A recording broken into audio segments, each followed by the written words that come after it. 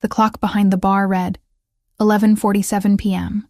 when Ellie Wells finally stopped moving. Her shift at Fiore d'Oro had been relentless. 8 hours of balancing trays, memorizing orders, smiling through exhaustion. Her lower back complained with every step, but she'd learned to ignore it years ago. 3 more tables had just cleared out, leaving generous tips that would help cover rent this month. She tucked the bills into her apron pocket and exhaled slowly, leaning against the polished mahogany counter near the entrance. The restaurant was winding down. Most guests had left, but a few lingered over espresso and dessert wine. The kitchen staff was already breaking down stations, the sounds of clattering pots and running water echoing from the back. Manhattan never truly slept, but this late at night, the energy shifted. Outside the floor-to-ceiling windows, taxicabs cruised past slower than usual.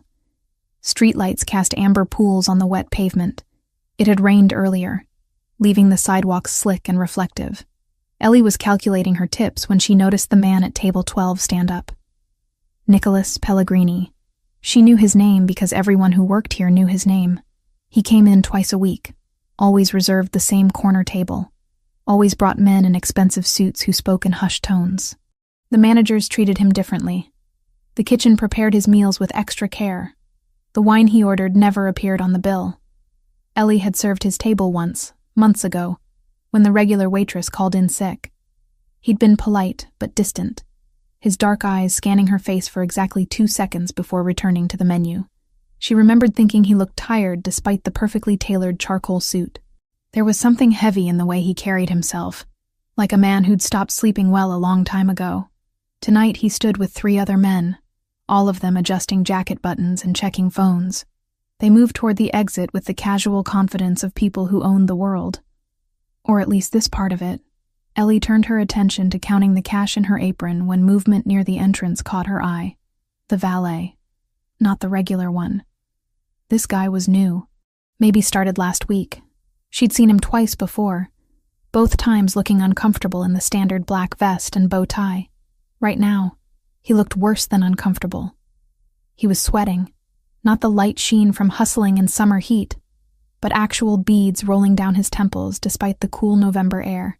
His hands shook as he held a set of car keys, fingers fumbling to grip them properly. Ellie frowned. Something felt wrong. The way he kept glancing toward the street, the way he wouldn't make eye contact with anyone, not even the hostess who smiled at him. Nicholas Pellegrini pushed through the front door, followed by his 3 associates. The valet straightened immediately, almost dropping the keys. "Your car, sir," the valet said, voice too high, too rushed. He practically jogged toward the sleek black Mercedes parked directly in front of the restaurant. Nicholas followed at a measured pace, saying something to the man beside him that Ellie couldn't hear.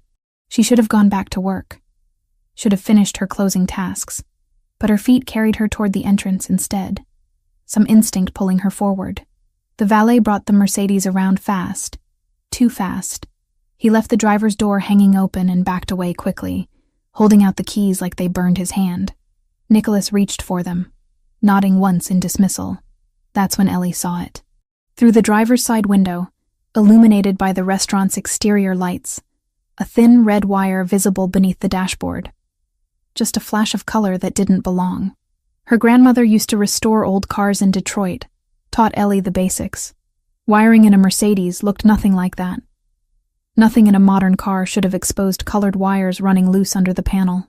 Her body reacted before her brain fully processed the information. "Don't get in!" Ellie's voice cut through the quiet street as she broke into a run.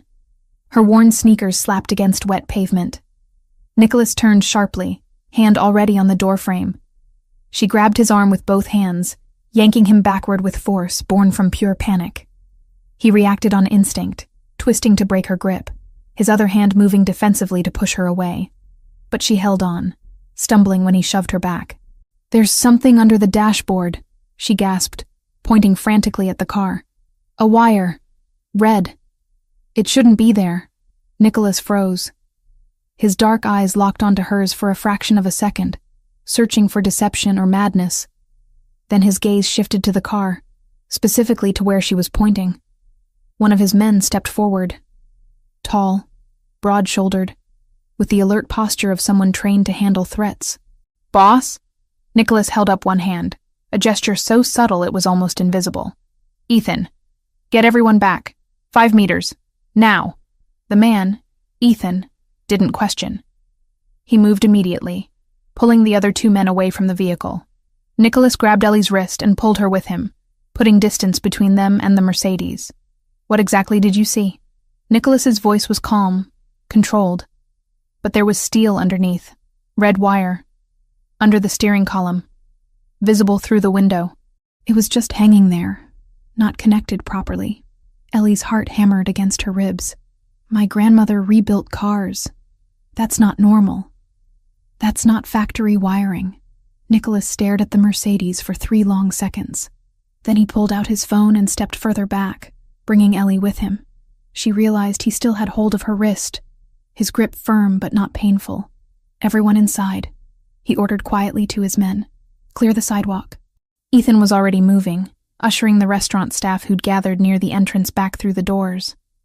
The hostess looked confused.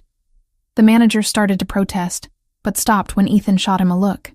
Time seemed to stretch and compress simultaneously. Ellie counted her own heartbeats. 1, 2, 3. The explosion was louder than anything she'd ever heard in her life. The Mercedes erupted into a ball of fire and twisted metal. The blast wave hit like a physical wall, shoving Ellie backward. She felt her feet leave the ground for a moment before Nicholas's body collided with hers, both of them hitting the pavement hard. He covered her. His full weight pressed her into the cold, wet concrete as debris rained down around them. Pieces of metal, glass, burning rubber. The heat washed over them in a wave, followed immediately by choking black smoke. Ellie couldn't breathe, couldn't think. Her ears rang with a high-pitched whine that drowned out everything else. Nicholas shifted his weight, pulling her up with him. His face was inches from hers, lips moving, but she couldn't hear the words through the ringing. Then sound crashed back in all at once. Car alarms, screaming, sirens already wailing in the distance, the crackle of flames consuming what was left of the Mercedes. "Are you hurt?" Nicholas's voice cut through the chaos. His hands moved over her shoulders, her arms, checking for injuries with surprising gentleness. Ellie's palms stung where they'd scraped against the pavement. The right side of her face felt raw, probably from the asphalt, but otherwise, she was intact. "I'm okay. I think. I'm okay." Nicholas stood, pulling her up with him. Ethan appeared beside them, phone already to his ear, barking orders to someone. People poured out of the restaurant now, drawn by the explosion. The manager stood in the doorway, face pale, hand over his mouth. The valet was gone. Ellie scanned the street frantically. He'd been right there, just 20 feet away when she'd yelled. Now the sidewalk was empty except for panicked onlookers. "The valet," Ellie said urgently, grabbing Nicholas's sleeve. "The one who brought the car. He's gone." Nicholas's expression didn't change, but something dark flashed in his eyes. "Ethan." "Already on it," Ethan replied, still on his phone. "Checking cameras. He bolted the second you stepped back." The first police car arrived within 90 seconds, followed closely by a fire truck. Then another police car. Then unmarked vehicles that Ellie instinctively knew weren't regular cops. Men in dark suits and FBI windbreakers emerged, establishing a perimeter with frightening efficiency. A bomb in Manhattan meant federal jurisdiction. Automatic response. Ellie watched them work, her mind still struggling to catch up with what had just happened. She'd saved someone's life. Multiple lives. She'd seen something wrong and acted without thinking. Now reality was setting in, cold and sharp. One of the FBI agents approached Nicholas, badge already out. They spoke in low tones, too quiet for Ellie to hear over the commotion. Nicholas's posture remained relaxed, cooperative, but Ellie noticed how Ethan positioned himself strategically between his boss and the growing crowd of first responders. A paramedic touched Ellie's shoulder, making her jump. "Miss, are you injured? Let me take a look at your face." She let the woman guide her toward an ambulance, cleaning the scrapes on her cheek and palms with stinging antiseptic. The paramedic wrapped gauze around her left hand where the worst abrasion had torn the skin. "You're very lucky. the paramedic said softly. If you'd been any closer to that vehicle when it went up. Ellie nodded numbly. Lucky. Right. Through the controlled chaos, she watched Nicholas speak with what appeared to be a senior FBI agent. The man gestured toward the burning wreckage, asked questions. Nicholas answered calmly, occasionally pointing toward the restaurant. At one point, the agent's gaze shifted to Ellie, and she felt the weight of that attention like a spotlight. Before Ethan could steer her away, the senior agent peeled off from Nicholas and crossed toward the ambulance. Miss Wells? He asked, flashing his badge just long enough for her to register the seal. His voice was steady, practiced, the kind that made chaos feel briefly organized. I need the short version. What made you look under the dash? Ellie swallowed. Her mouth tasted like smoke. There was a red wire. It didn't belong there. And the valet. He was watching me. When the car went up, he ran. Describe him, the agent said, already taking notes. Anything. Height, jacket, accent, the way he moved. She forced herself to focus, to pull details out of the fog. The agent nodded once, clipped and approving. Then he handed her a card. You did the right thing. We'll take a formal statement when you're steadier. Your security can coordinate with my office, but you don't disappear on us. Understood? Ellie closed her fingers around the card like it was a lifeline. Understood. Ethan broke away from the group and approached her quickly. Miss Wells, we need to move you now. What? Why? Ellie stood up too fast, swaying slightly. The FBI are going to want to question me. I saw the valet, I can describe him. And you will, Ethan assured her, already guiding her away from the ambulance. His hand on her elbow was gentle but insistent. But not here. Not right now. You're in shock. You need somewhere safe to process what just happened. I'm fine. I can give a statement. Miss Wells. Ethan stopped walking, turned to face her directly. His eyes were kind, but serious. Someone just tried to kill my boss with a car bomb. You stopped them. That makes you a witness to attempted murder and possibly a target yourself. The people who did this, they don't leave loose ends. The words hit harder than the blast wave had. Ellie's legs went weak. A black SUV pulled up to the curb, somehow bypassing the police barricade. The back door opened. Nicholas appeared beside them, his suit jacket torn at the shoulder.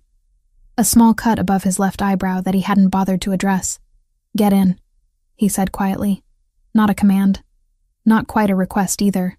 Something in between. Ellie looked back at the burning car, at the FBI agents taking photographs, at the crowd of onlookers filming with their phones. She thought about the valet's sweating face, the red wire, the 3 seconds between her warning and the explosion. I don't even know you, she whispered. I know, Nicholas replied. But you saved my life tonight. Let me return the favor. Somewhere in the distance, more sirens wailed. The fire crackled and popped as firefighters sprayed it with foam. An FBI agent called out, looking for witnesses. Ellie looked at Nicholas Pellegrini, really looked at him. His dark eyes held hers steadily, waiting for her decision. Not pressuring, just waiting. She got in the SUV. Ethan slid in behind her, and Nicholas took the front passenger seat. The driver pulled away smoothly, merging into late-night traffic before the FBI agents could reach them. Ellie watched the chaos recede through the back window, her reflection ghostly in the tinted glass. She could still smell smoke in her hair, could still feel the vibration of the explosion in her chest. Where are we going? Her voice sounded distant, disconnected. Somewhere safe, Nicholas said from the front seat. I promise you, Ellie Wells, you're safe now. But as the city lights blurred past the windows and her heartbeat refused to slow, Ellie wondered if safe was something she'd ever feel again. Sunlight cut through unfamiliar windows, harsh and unwelcome against Ellie's closed eyelids. She tried to turn away from it, but her body protested with immediate sharp complaints. Her palms stung. Her right cheek throbbed. Every muscle felt bruised, like she'd been thrown down a flight of stairs.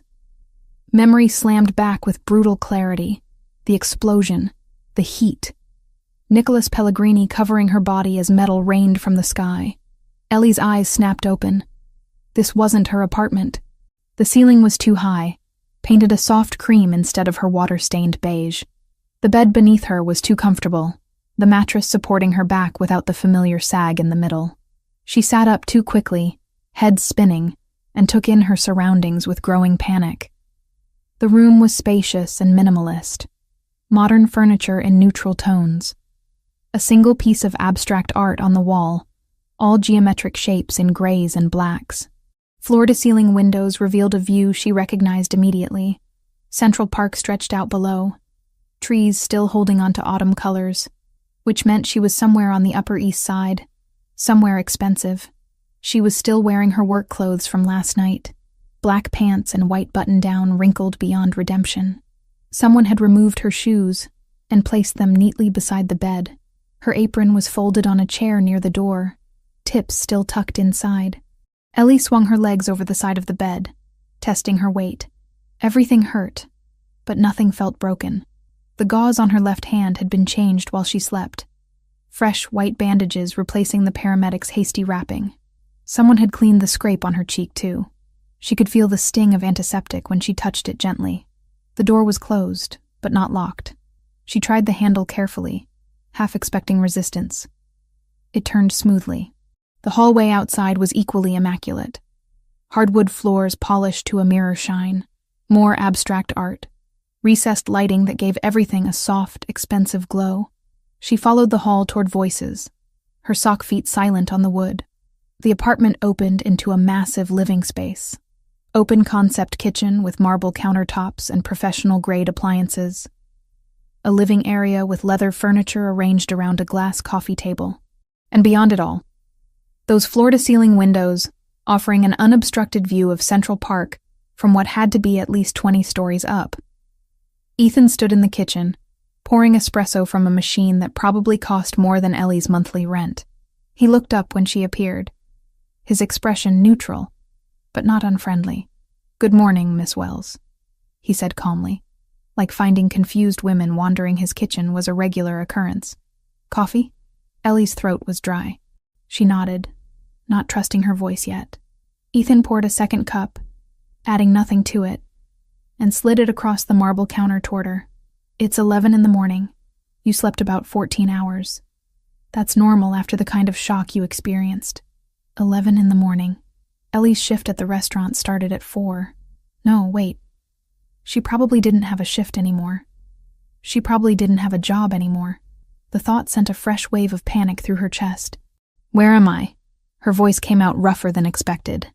"Upper East Side. Secure property. You're safe here." "That's not what I asked."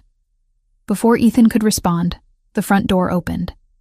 Nicholas Pellegrini walked in carrying a white pharmacy bag, still wearing what looked like the same suit from last night, though he'd changed the torn jacket for a fresh one.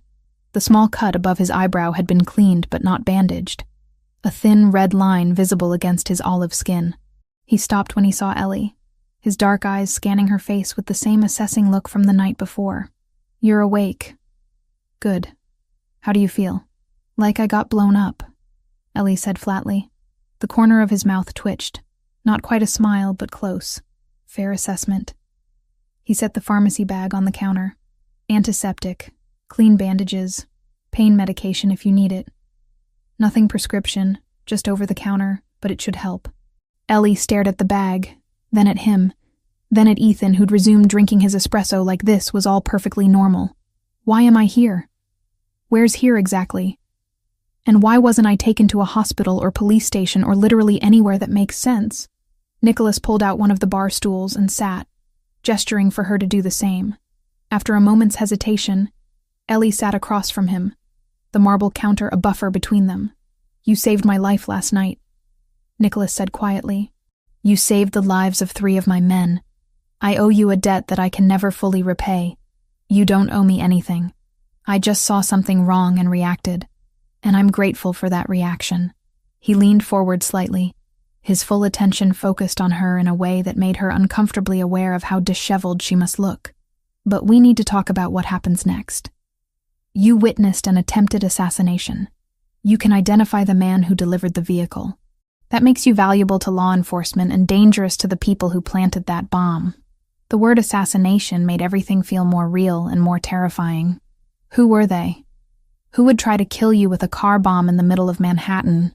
Nicholas exchanged a glance with Ethan before answering. The Albanian Mafia. They've been expanding aggressively into territories in Manhattan and the Bronx for the past 8 months. My family has certain business interests in those areas. There's been tension. Ellie processed that carefully. Business interests. That was one way to describe whatever a man like Nicholas Pellegrini did for a living. She wasn't naive. She'd lived in New York long enough to understand that power and money didn't always come from legitimate sources. So this was what? A mob hit? Yes. At least he was honest about it. Ellie picked up her coffee cup, needing something to do with her hands. The espresso was perfect, rich and smooth without bitterness. Of course it was. And now they're going to come after me because I ruined their plan? Possibly. Probably.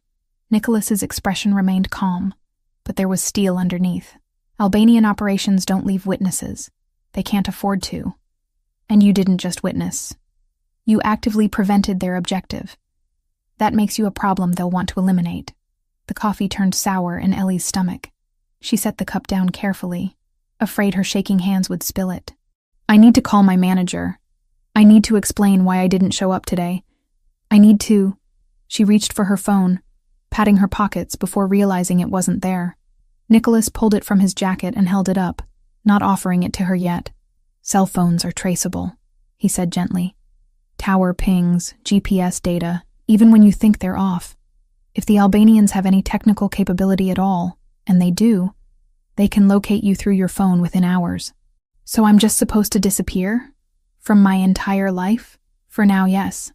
Ellie stood up so fast the bar stool scraped against the floor with a harsh sound. No, absolutely not. I have bills due. My rent is $1,850, and it's due in 5 days. I have student loans. I have a life that I worked very hard to build, and I'm not throwing it away because some criminals are mad at me for not dying. Her voice had risen louder than she intended. Ethan shifted his weight slightly, a subtle movement that drew her attention. He wasn't threatening, just present, watchful. Nicholas remained seated, maddeningly calm. I understand your frustration, Miss Wells. Do you? Do you really? Ellie's hands clenched into fists, ignoring the sting from her bandaged palm. Because from where I'm standing, you live in this place. She gestured at the expensive apartment around them. You have people like Ethan, who do whatever you tell them. You snap your fingers and problems go away. I don't have that. I have $42 in my checking account, and a landlord who doesn't care about sob stories. I can compensate you for your time, Nicholas offered. $5,000 per week while you're under protection. That should more than cover your expenses. I don't want your money. The words came out sharper than she meant them. I don't want to be bought or paid off or whatever this is. I just want my normal life back. Nicholas stood then, moving around the counter until he was closer to her. Not crowding her space, but close enough that she had to look up slightly to meet his eyes. Your normal life ended the moment you screamed, "Don't get in," he said quietly. I wish that wasn't true. I wish you'd looked the other way, and I'd gotten into that car and you'd finished your shift and gone home, and none of this would be your problem. But that's not what happened. You chose to act. You chose to save a stranger. And now both of us have to deal with the consequences of that choice. Ellie wanted to argue, but the truth of his words settled over her like a weight. He was right. She'd inserted herself into something dangerous, and there was no taking it back now. The FBI is going to want to talk to me, she said, grasping for some piece of normal procedure. I'm a witness to a federal crime. They're not just going to let you hide me away. The FBI does want to talk to you, Nicholas confirmed. My lawyers are currently negotiating the terms of that interview. Given the credible threat to your life, they're arguing that any testimony should be delayed until your safety can be guaranteed. It's a reasonable argument that the Bureau will likely accept, at least temporarily. Of course he had lawyers. Plural. Ellie sank back onto the bar stool, suddenly exhausted despite sleeping 14 hours. Her whole body ached. Her mind felt foggy, struggling to process too much information too fast. How long? She asked. How long do you think I need to hide? I don't know. Could be days. Could be weeks. Until we can identify who specifically ordered the hit and neutralize the threat. Neutralize the threat, Ellie repeated. What does that mean exactly? Nicholas didn't answer, which was answer enough. Ethan cleared his throat softly. Miss Wells, while you were sleeping, I took the liberty of contacting Fiore Doro on your behalf. I sent a formal letter of resignation citing a family emergency. Your final paycheck will be mailed to your address. Ellie's head snapped toward him. You quit my job for me? I ended your employment professionally, Ethan corrected. It needed to be done. You can't go back there. The Albanians know that's where you work. It would be the first place they'd look. He was right. Of course he was right. But that didn't make it any less infuriating. So what am I supposed to do? Ellie asked, hating how small her voice sounded. Just sit here in this gilded cage and wait for you to tell me when it's safe to have a life again? You're not a prisoner, Nicholas said firmly. You're a guest under protection. There's a difference. Is there? Because from where I'm sitting, it feels pretty similar. Nicholas studied her for a long moment, his expression unreadable. Then he nodded slowly, as if coming to a decision. 3 days. What? You want a timeline. I'll give you one. 3 days. Give me 3 days to track down the people responsible and deal with the immediate threat. If after 3 days you still want to leave, I won't stop you. But I'm asking you, as the man whose life you saved, to trust me for 72 hours. It was more reasonable than she'd expected. More than she probably deserved given the situation. But 3 days felt like a lifetime when her entire world had just imploded. I want to be able to move around, Ellie said, negotiating terms she barely understood. I'm not staying locked in that bedroom for 3 days. You'll have full access to the apartment.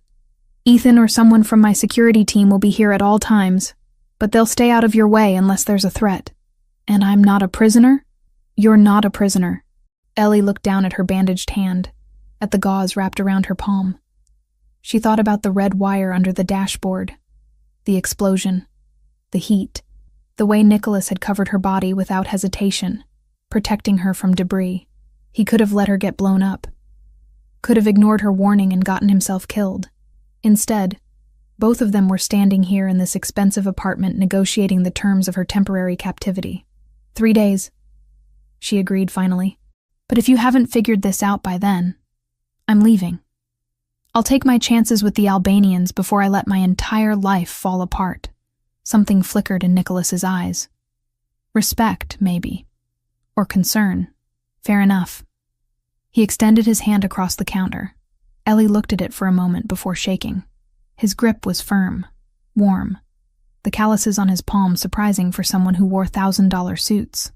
Ethan will show you around, Nicholas said, releasing her hand. There's food in the kitchen. Clean clothes in your size in the closet. If you need anything else, just ask. How do you have clothes in my size? A slight smile. I have people who are very good at estimating these things. Of course he did. Nicholas headed toward the door, pulling out his phone. Before he left, he paused and looked back at her. For what it's worth, Miss Wells, I am sorry you got dragged into this. You didn't deserve it. Then he was gone, the door closing with a soft click behind him. Ellie stood in the middle of the expensive apartment, surrounded by marble and leather and a view of Central Park that probably cost more per month than she made in a year. Ethan refilled her coffee cup without asking, the sound of espresso pouring the only noise in the sudden silence. 3 days, she muttered to herself. 3 days to wait while dangerous men hunted for solutions to problems she'd created by doing the right thing. She picked up the coffee cup and walked to the windows, staring out at the city below. People went about their normal lives down there, going to work, meeting friends, living freely. Ellie pressed her forehead against the cool glass and wondered if she'd ever feel normal again. 3 days should have been simple. 72 hours of waiting while Nicholas Pellegrini dealt with whatever threats lurked in the shadows of his world. Then Ellie could walk away, return to her life, pretend none of this had happened, except it was morning of the 3rd day, and the tightness in Ethan's jaw when he arrived told her everything she needed to know before he said a word. Ellie had been awake since 6, unable to sleep past dawn, despite the blackout curtains in her temporary bedroom. She'd showered, changed into clothes from the mysteriously well-stocked closet, jeans and a soft gray sweater that fit perfectly. The bandages on her hand had been changed again, the scrapes on her face starting to fade from angry red to dull pink under the fresh gauze Ethan had left for her. She was making coffee when Ethan came through the front door, phone pressed to his ear, his expression darker than she'd seen in the past 2 days. He ended the call and looked at her. "We have a problem." Ellie's stomach dropped. "What kind of problem?" Ethan pulled out his phone, swiped through something, then turned the screen toward her. It was a grainy photo, clearly pulled from security footage. The angle was from above, showing the entrance of Fiore d'Oro. And there, frozen mid-run, was Ellie. Her face was visible, clear enough to identify even with the poor quality. Below the photo, text in Albanian and English. $50,000. Location only. Alive preferred. The coffee cup slipped from Ellie's fingers. It shattered against the marble floor, dark liquid spreading across white stone. "They leaked it last night," Ethan said quietly, pocketing his phone and grabbing paper towels. "Sent it through their network of informants and associates. By morning, half the criminal underground in New York had seen your face." Ellie couldn't look away from the puddle of coffee spreading at her feet. $50,000. For her, like she was a bounty. A thing to be hunted. Alive preferred. She repeated numbly. "What does that mean?" "It means they want to question you before they kill you," Ethan said bluntly, already cleaning up the mess. "They want to know if you're connected to us, if you know anything useful, if there are other witnesses. Then they'll eliminate you as a loose end." The apartment felt suddenly smaller, the walls pressing in. "You said 3 days. Nicholas said 3 days and I could leave if I wanted. That was before this." Ethan straightened, tossing the coffee-soaked towels into the trash. "I'm sorry, Miss Wells, but walking out that door right now would be suicide. They're looking for you. Actively." Ellie backed up until her spine hit the counter, needing something solid to support her weight. "This isn't fair. I didn't do anything except try to help." "I know. I had a life. I had a plan. I was going to save money, maybe go back to culinary school, open my own place someday." Her voice cracked on the last word. "Now I'm trapped here with a price on my head because I noticed a wire." Ethan's expression softened marginally. "Nicholas is working on it. He's meeting with lawyers right now about delaying your FBI deposition until we can guarantee your safety. And he's putting pressure on Albanian operations, trying to force them to back off. And if they don't back off?" Ethan didn't answer, which was answer enough. The front door opened 20 minutes later. Nicholas walked in wearing a different suit, charcoal with subtle pinstripes, his tie loosened like he'd been pulling at it. He looked tired. Not physically exhausted, but the kind of tired that came from carrying too much weight for too long. His eyes found Ellie immediately, taking in her pale face and rigid posture. "You've heard. $50,000, Ellie said. "Apparently I'm expensive. You're valuable," Nicholas corrected, crossing to the kitchen. "There's a difference. They want you because you're a threat to them. I'm a waitress. Was a waitress." The past tense tasted bitter. "I'm not a threat to anyone. You stopped their operation. You cost them time, money, and credibility. In their world, that makes you dangerous." Ellie laughed, a sharp sound with no humor in it. "This is insane. This entire situation is completely insane." Nicholas poured himself coffee from the pot Ellie hadn't finished making, drinking it black without sugar. He studied her over the rim of the cup, those dark eyes assessing in a way that made her feel simultaneously protected and exposed. "I need to do something," Ellie said suddenly. "I can't just sit here spiraling. My hands need to be busy or I'm going to lose my mind." She moved to the refrigerator before either man could respond, pulling it open and surveying the contents. Someone kept it well stocked. Fresh vegetables, herbs, quality ingredients. Her grandmother's voice echoed in her memory, teaching her that cooking was meditation, that when the world felt chaotic, you could always find peace in the rhythm of chopping, stirring, kneading. "Do you mind if I cook?" The question came out more vulnerable than she intended. Nicholas blinked, surprised. "The kitchen is yours." Ellie started pulling ingredients, moving on autopilot. San Marzano tomatoes, fresh basil, garlic, olive oil that actually smelled like olives, not the cheap garbage from discount stores. Flour and eggs for pasta. Her hands knew what to do even when her mind felt shattered. She worked methodically, finding comfort in familiar motions. Flour piled on the marble counter, shaped into a well. Eggs cracked into the center. Fingers mixing, kneading, the dough coming together under her palms. It took 20 minutes of steady work before her breathing finally slowed to something approaching normal. Nicholas watched from the bar stool, not speaking, just present. Ethan had disappeared into another room, giving them privacy. The pasta dough rested under a clean towel while Ellie started the sauce. Garlic sizzled in olive oil, the smell sharp and grounding. Tomatoes crushed by hand, basil torn roughly. Salt, and a pinch of sugar to balance the acidity. Her grandmother had taught her this sauce when Ellie was 8 years old, standing on a step stool to reach the stove. "My grandmother came from Naples," Ellie said suddenly, not looking up from the pot. 1973. She was 19, spoke maybe 10 words of English, and had $40 in her pocket. She settled in Detroit because she had a cousin there who worked in a car factory. She stirred the sauce slowly, watching it bubble. She met my grandfather at a church social. He was second-generation Italian, family from Sicily. They got married 6 months later and opened a tiny restaurant in a bad neighborhood. 20 tables. No liquor license. Just good food and hard work. Nicholas remained silent, letting her talk.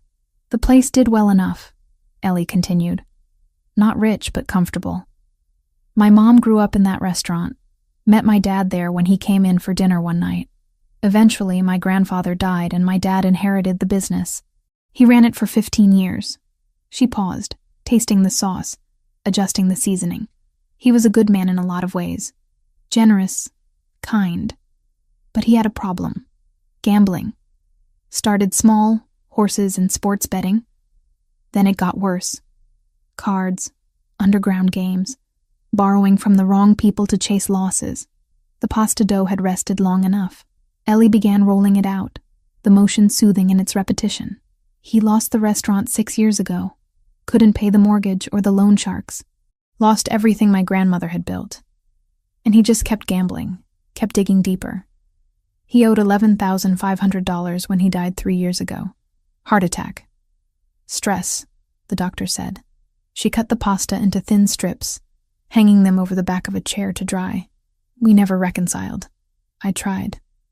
But he was always ashamed. Couldn't look me in the eye. So he died and I was left with his debts and his mess and no closure. The sauce was done. Ellie turned off the heat and finally looked at Nicholas. That's why I moved to New York. Fresh start. New city where nobody knew about my family or our failures. I was going to work hard, save money, maybe open my own place someday. Nothing fancy. Just honest food and a chance to rebuild what he destroyed. Nicholas set down his coffee cup carefully. I know. Ellie froze. What? I had you investigated, he said quietly. After the explosion. I needed to know who you were, if you were connected to the Albanians somehow, if the timing was coincidence or setup. My people made calls to Detroit, talked to people who knew your family. Anger flared hot in Ellie's chest. You investigated me? Like I'm some kind of criminal? Like you're someone who saved my life and I needed to understand why. His voice remained calm, steady. I know about your father.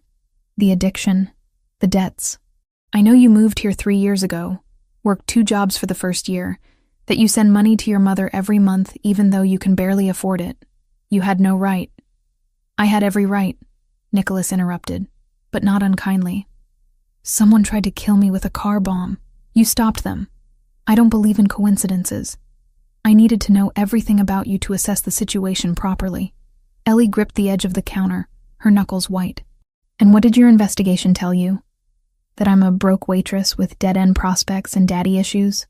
It told me you're honest, hardworking. That the debts your father left were small, owed to predatory lenders in Detroit.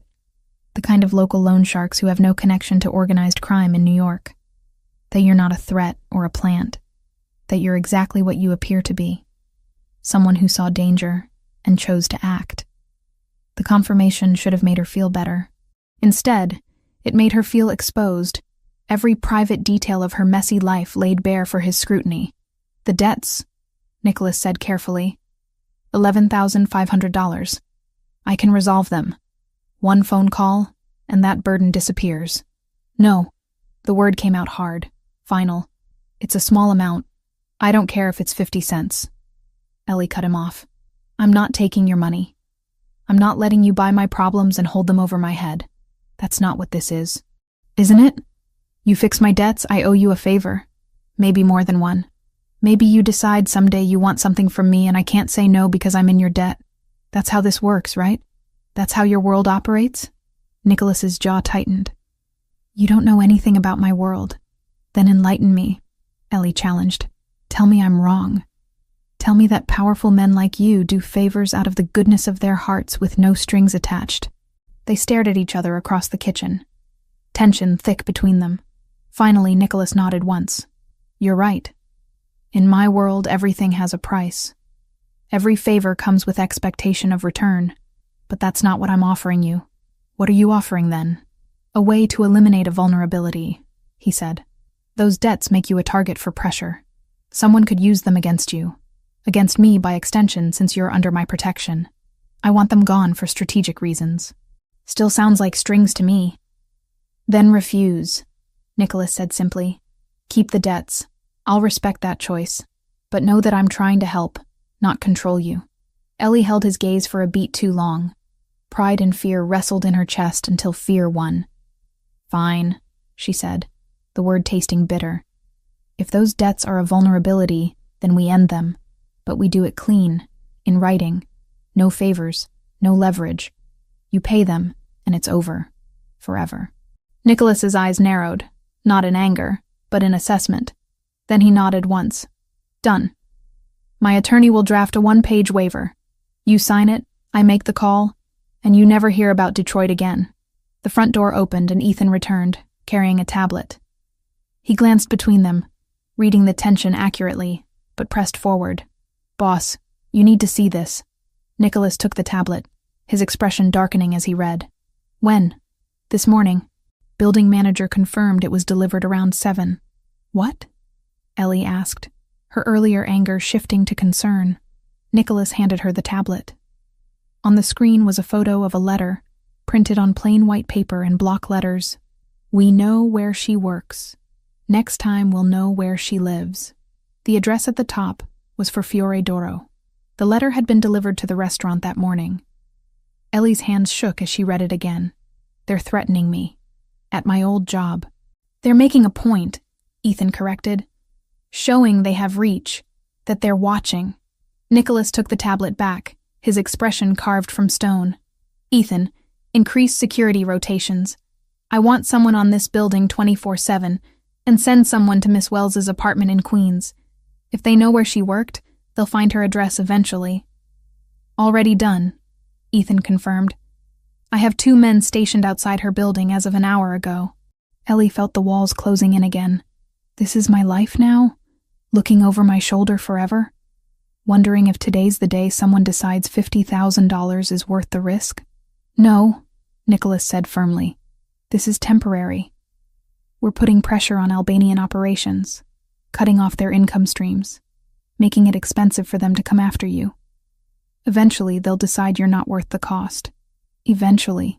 You mean weeks? Months? I don't know, he admitted. But I won't let them hurt you. You have my word on that. His word.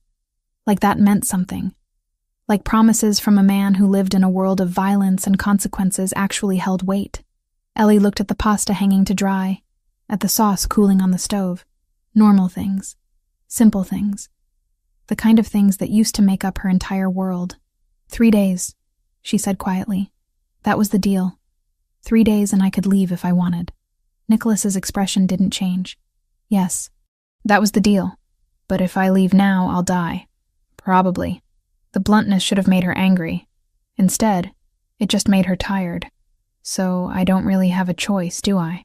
There's always a choice, Nicholas said. But some choices have consequences you might not survive. He reached for the wine glass but didn't drink, as if even that small indulgence would be dishonest. The 72 hours are up, he added. voice low. My word still stands. If you tell me you're done, I won't chain you to my life. Ellie's laugh came out thin. You'll just let me walk out? Not into an open street, alone with people hunting you. Nicholas's gaze didn't waver. But you can choose the shape of your protection. FBI custody. A safe house they control. You give them what you know and you disappear under a badge and a locked door. Or you stay with me, under my security, where I can actually see the threat before it reaches you. Or you leave New York entirely, with help, with a plan, not with a suitcase and a prayer. And if I pick the first one? She asked. Then I put you in their hands, and I still do everything I can to keep you alive. He said simply. I don't like it, but it's your decision. The offer didn't feel like freedom. It felt like being asked to choose between different kinds of cages. But at least he was naming them. At least he wasn't pretending. Ellie turned back to the stove, testing the pasta water that had started to boil. She dropped the fresh noodles in, watching them swirl in the rolling water. 2 minutes for fresh pasta. That's all it needed. Simple. Predictable. Unlike everything else in her life right now. I need a job, she said finally. Not your money. Not charity. A real job with a real salary that I earn. Nicholas tilted his head slightly, considering. What kind of job? I'm a trained chef. Well, partially trained.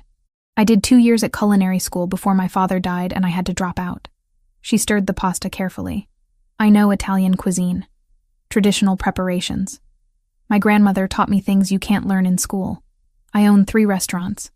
Nicholas said slowly. Legitimate businesses. They could use someone with your skills. As what? A consultant? An employee? Culinary operations manager, he offered. You'd oversee the kitchens, work with the chefs on menus, ensure quality and authenticity. It's a real position with real responsibilities. $4,500 a month salary. Ellie drained the pasta, the steam rising in clouds that blurred her vision. $4,500 a month. More than she'd made as a waitress. More than she'd ever made, honestly. And when the Albanian situation resolves, she asked, do I keep the job or does it disappear? You keep it as long as you want it. Contract terms, legal and binding. She plated the pasta, topped it with sauce, fresh basil torn over the top. She slid 1 plate toward Nicholas, kept one for herself. He picked up a fork, tried a bite. His eyebrows rose slightly. This is exceptional. My grandmother's recipe. Ellie took her own bite. The familiar flavors a small comfort. So, real job, real salary, real contract? All of it. She ate slowly, thinking through every angle. This was still his world, his terms, his control. But it was better than hiding indefinitely with no income. Better than letting her entire life collapse while she waited for danger to pass. I accept, she said finally. But I want the contract in writing. Professional terms. And if I want to quit, I can. Agreed. They ate in silence for a while. The good kind of silence that didn't need filling. When Ethan returned to the kitchen, Nicholas slid the second plate toward him. Try this. Ethan took a bite and nodded appreciatively. You should hire her for real. I just did, Nicholas said, a slight smile on his face. Ellie looked between them, reality settling over her like a weight. She had a job, security, protection, everything she needed to survive this nightmare. All it cost was her freedom and her peace of mind. She finished her pasta and started cleaning up, her hands busy again, her mind already planning menus and recipes. If she was going to do this, she'd do it right. Build something real from the ashes of her interrupted life. Outside the windows, the city continued on. People lived and worked and moved freely through streets she couldn't walk without risk. But in this expensive apartment with these dangerous men, Ellie Wells was safe. For now, that would have to be sufficient. 2.5 weeks working for Nicholas Pellegrini taught Ellie that legitimate business could be just as demanding as the criminal kind. Maybe more so, since it required maintaining appearances. The first Friday, she asked for a secure phone call and told her mother, careful, casual lies, that she'd picked up extra shifts and couldn't talk long. She sent the usual money anyway. watching the transfer confirmation appear on the screen with a relief so sharp it almost hurt. Whatever else had been stolen from her, that responsibility stayed. 2 days after she signed Nicholas's waiver, Ethan confirmed the Detroit debts were gone. No threats. No follow-up. Just silence where a noose had been. And the FBI didn't forget her either. A week into her new routine, she sat in a quiet conference room with 2 agents and Nicholas's attorney, gave a recorded statement until her throat went raw, then left with a card that promised a scheduled deposition later, when later wouldn't get her killed. She stood in the kitchen of Casa Bianca, the second of 3 restaurants Nicholas owned in Manhattan, watching the head chef prepare osso buco with techniques that would have made her grandmother weep. The saffron risotto beside it looked acceptable, but the bone marrow hadn't been properly roasted before braising. "The marrow needs to render slowly," Ellie said, keeping her tone professional rather than critical. "If you braise it too quickly, it turns gelatinous instead of silky. Try roasting the bones at 350 for 20 minutes before you add them to the braising liquid." The chef, a man in his 50s named Antonio, who'd initially resented taking direction from someone half his age, nodded thoughtfully. "Like my mother used to do. I forgot that step when I modernized the recipe. Sometimes the old ways work because they actually work," Ellie said. "Not because of tradition, but because the technique is sound." Nicholas leaned against the stainless steel prep counter near the door, watching the exchange with apparent amusement. He'd been accompanying her to these restaurant visits more frequently than necessary. As owner, he could have sent someone else to supervise, could have reviewed her reports remotely. Instead, he showed up personally, asked questions, listened to her explain techniques and ingredient sourcing with genuine interest. Today he wore dark slacks and a black sweater instead of his usual suit, slightly more casual but no less expensive. The scrape on her cheek had finally healed completely, leaving no scar. The bandages on her hand were gone, though the skin remained slightly pink, where the worst abrasions had been. They finished the kitchen inspection and moved to the dining room. Casa Bianca wouldn't open for another 3 hours, the space empty and quiet. Afternoon sunlight filtered through the windows, illuminating dust motes floating in the air. The tables were already set for evening service, white linens crisp and perfect. "Your thoughts?" Nicholas asked, pulling out a chair at a corner table. Ellie sat across from him, flipping through notes on the tablet Ethan had provided her. "The kitchen staff is skilled but inconsistent. Antonio knows classic techniques, but he's been taking shortcuts. The seasonal menu needs updating. Nobody's using autumn vegetables properly.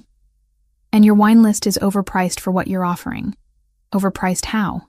"You're charging Manhattan steakhouse prices for wines that should cost 30% less. It's not about the quality. It's about market positioning. You're an Italian restaurant, not a status symbol. People come here for authenticity, not to show off." Nicholas smiled, a real one that reached his eyes. "You're not afraid to be honest. You hired me to improve your restaurants, not to tell you what you want to hear." Ellie set down the tablet. "If you just wanted compliments, you could have hired someone cheaper." "True." He leaned back in his chair, studying her in that assessing way he had. "You've been doing good work these past weeks.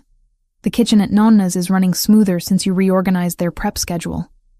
And the menu changes at Stella increased their weeknight traffic by 18%. "I saw the numbers," Ellie admitted. "It's satisfying, seeing real results from actual work." As opposed to standing around waiting for danger to pass. She met his gaze directly. "I know I'm still under protection. I know there are men watching my old apartment and following me when I leave the Upper East Side. But at least now I'm doing something productive instead of just hiding." "You were never just hiding, wasn't I?" Ellie's voice carried an edge. "Trapped in a gilded cage, waiting for you to solve my problems? Is that what you think this is?" Nicholas leaned forward, his expression sharpening. "A cage? I don't know what this is," Ellie said honestly.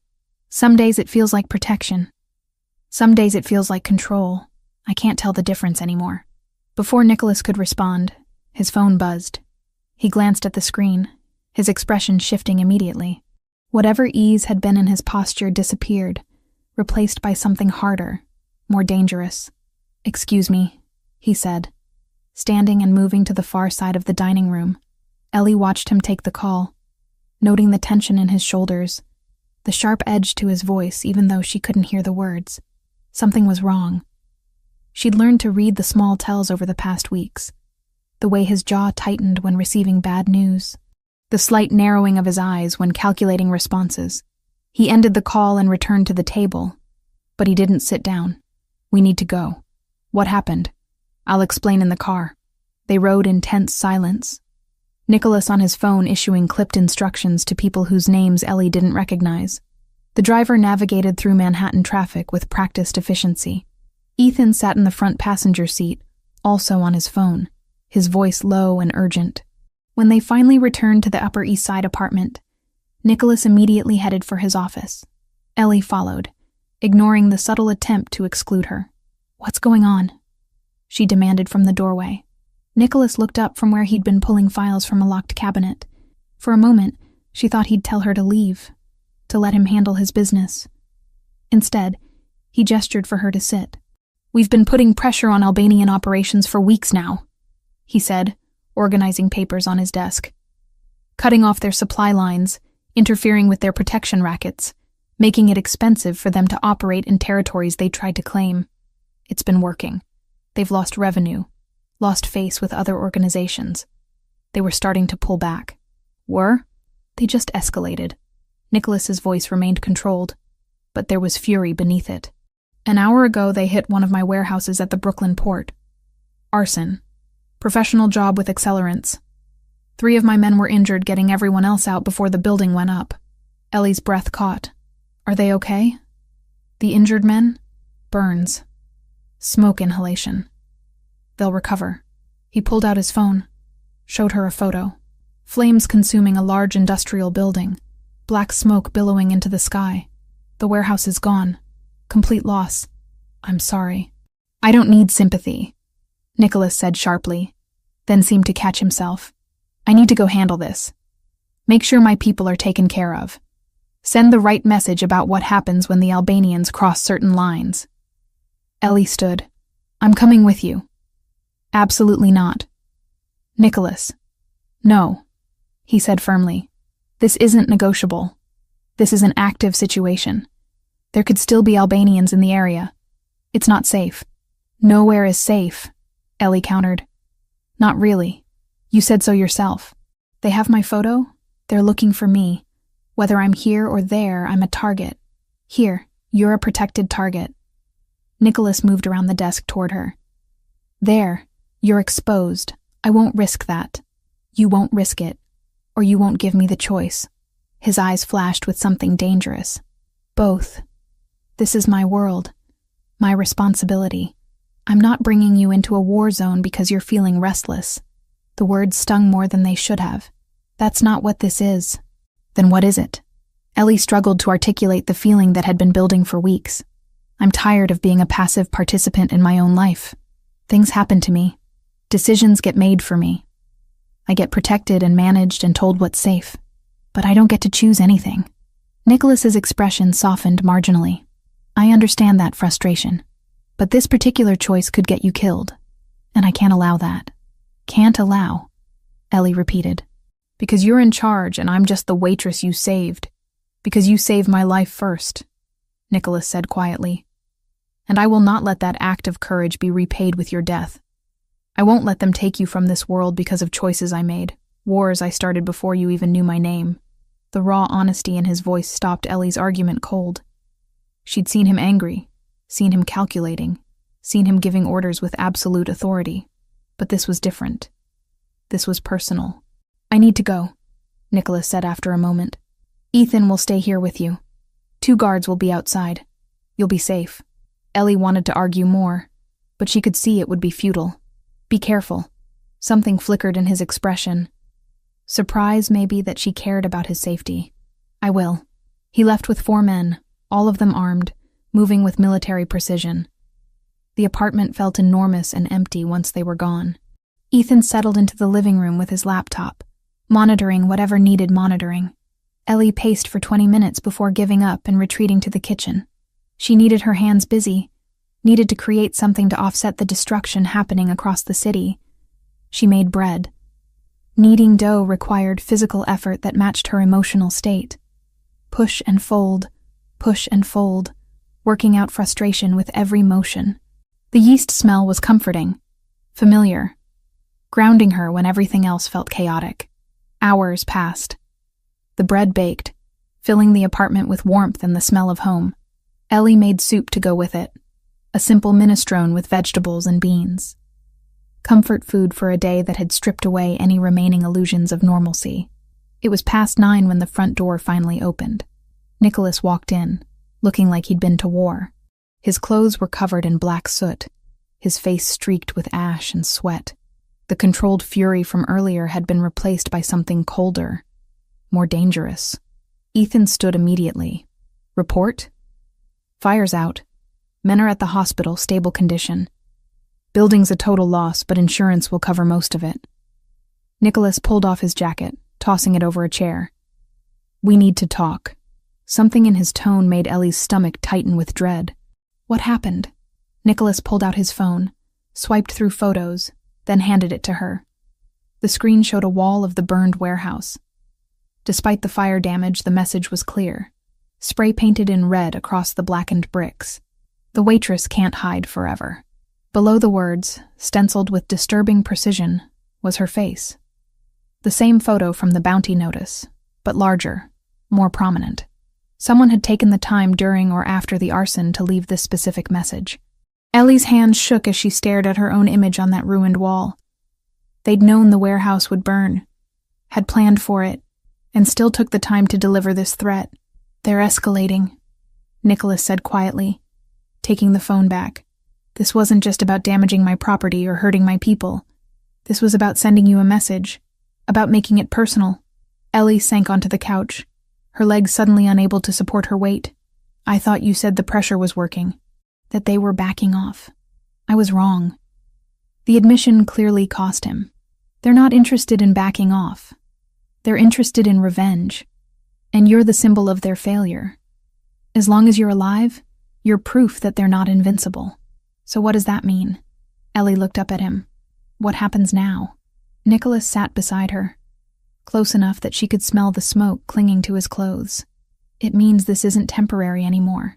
This is permanent until we force a permanent resolution. They won't stop coming for you. Not in weeks or months. Not until one side wins. The words settled over her like a shroud. No more pretending this would blow over. No more counting down days until freedom. This was her life now. Running, hiding, looking over her shoulder, living under constant threat. I understand if you're angry, Nicholas continued. If you want to blame me for dragging you into this. But I need you to understand something. He turned to face her fully, his dark eyes intense. I will not let them hurt you. Whatever it takes, whatever I have to do, I will keep you safe. That's not negotiable. Even if it means more violence, Ellie's voice came out smaller than she intended. Even if it means people dying? Yes. The simple honesty should have horrified her. Maybe it would have 3 weeks ago when she was just a waitress worried about rent and tips. But she'd learned too much about his world since then. Understood that in certain circles, protection required strength, and strength sometimes required violence. I'm scared, she admitted quietly. You should be, Nicholas said. Fear keeps you careful, keeps you alive. But you're not alone in this.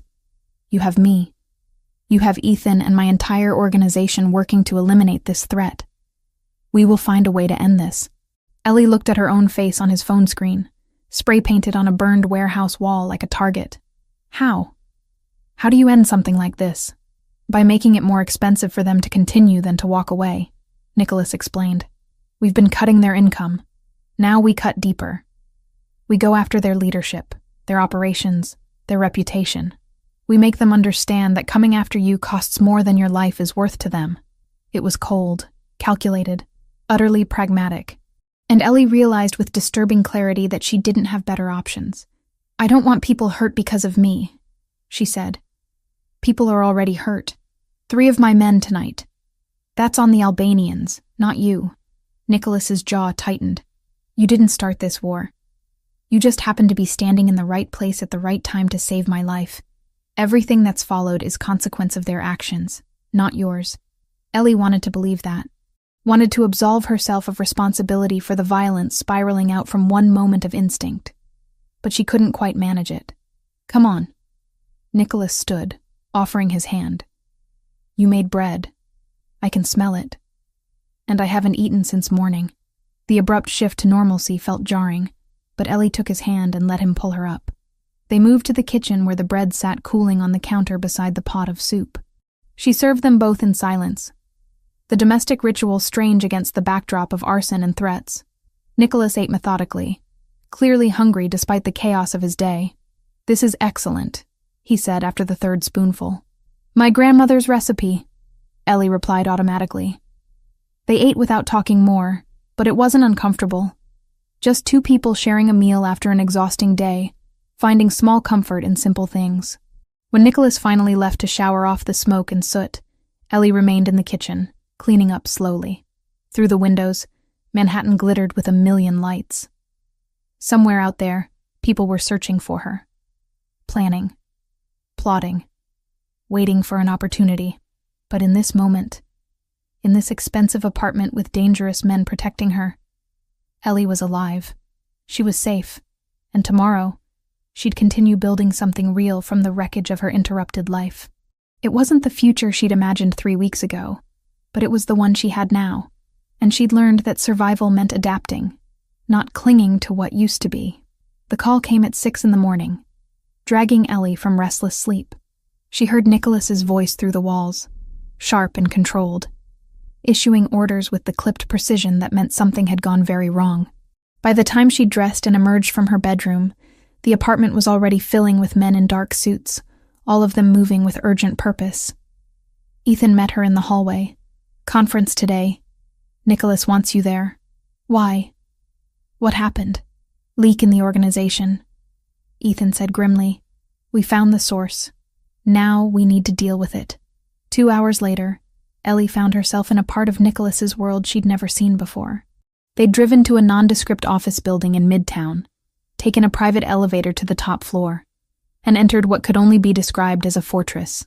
The conference room was windowless, with walls that looked reinforced, and a door that sealed with an audible click when Ethan closed it behind them.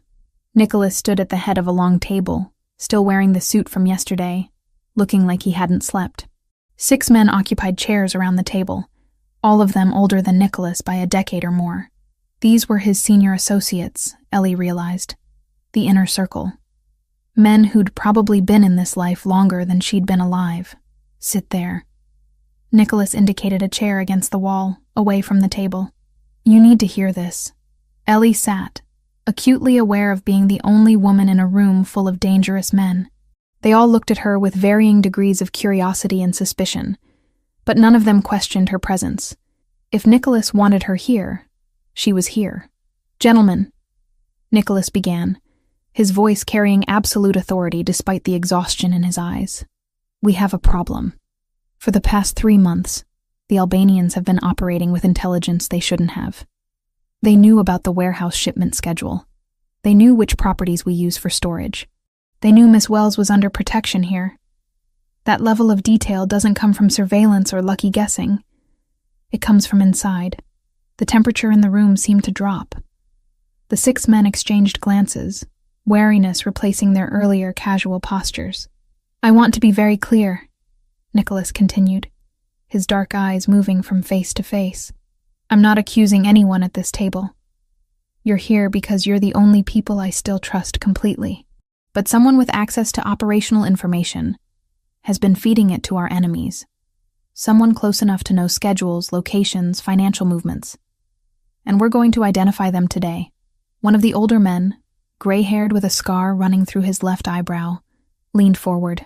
Nicholas, we've worked together for 20 years. If there's a rat, I'll help you find him and deal with him personally. I appreciate that, Vincent. Nicholas nodded. Which is why I'm going to ask each of you direct questions about your movements and communications over the past 3 months. This isn't an interrogation. It's elimination. We clear everyone in this room, then we expand the search. For the next hour, Ellie watched Nicholas methodically question each man. Where were you on specific dates? Who have you spoken with outside the organization? Have you noticed any unusual behavior from other associates? The questions were detailed, specific, delivered with calm precision that made clear there was no room for evasion. The men answered honestly, or at least appeared to. They provided alibis, explained meetings, offered information freely. Nicholas took notes, occasionally conferring quietly with Ethan, who sat beside him with a laptop open. Finally, Nicholas looked up from his notes. Thank you all. That gives us what we need to narrow the search. Ethan, show them. Ethan turned the laptop around so the screen faced the table. We've been conducting digital forensics for the past week. Quietly, without alerting anyone outside this room. What we found was a pattern of unauthorized transfers from one of our secondary operational accounts. Small amounts at first, $3,000 to $5,000, then larger. Over 3 months, approximately $47,000 moved to an offshore account in the Cayman Islands. He clicked through several screens, showing banking records, timestamps, IP addresses. We also found encrypted emails sent from a computer with access to our secure network. The encryption was good, but not good enough. Our tech people traced the destination server to Queens, specifically to a location we've identified as an Albanian communication hub. Vincent's face darkened. Who? Nicholas's expression could have been carved from stone. Carlo Grimaldiro. The name hit the room like a physical blow. Several of the men reacted with visible shock. One swore viciously in Italian. Another just shook his head in apparent disbelief. Carlo? Vincent sounded genuinely stunned. He's been with us for 8 years. He handles all the legitimate business finances. Jesus, Nicholas, he knows everything about the legal operations. Exactly, Nicholas said coldly, which made him the perfect source for the Albanians. He had access to property records, transport schedules, investment portfolios. He knew which buildings we owned, which we rented, which we used for storage, and he's been selling that information for 3 months. Ethan pulled up more documents. We found the motivation. Carlo has a gambling problem, started small poker games in Atlantic City, but he got deeper into it, higher stakes underground games. He accumulated $180,000 in debts to a casino that's controlled by Albanian interests. They offered him a deal. Feed them information, and the debt disappears. Where is he now? Another man asked. Being collected. Nicholas replied. He should arrive within the hour. I wanted to brief all of you first. Make sure everyone understood the scope of the betrayal before we confronted him directly.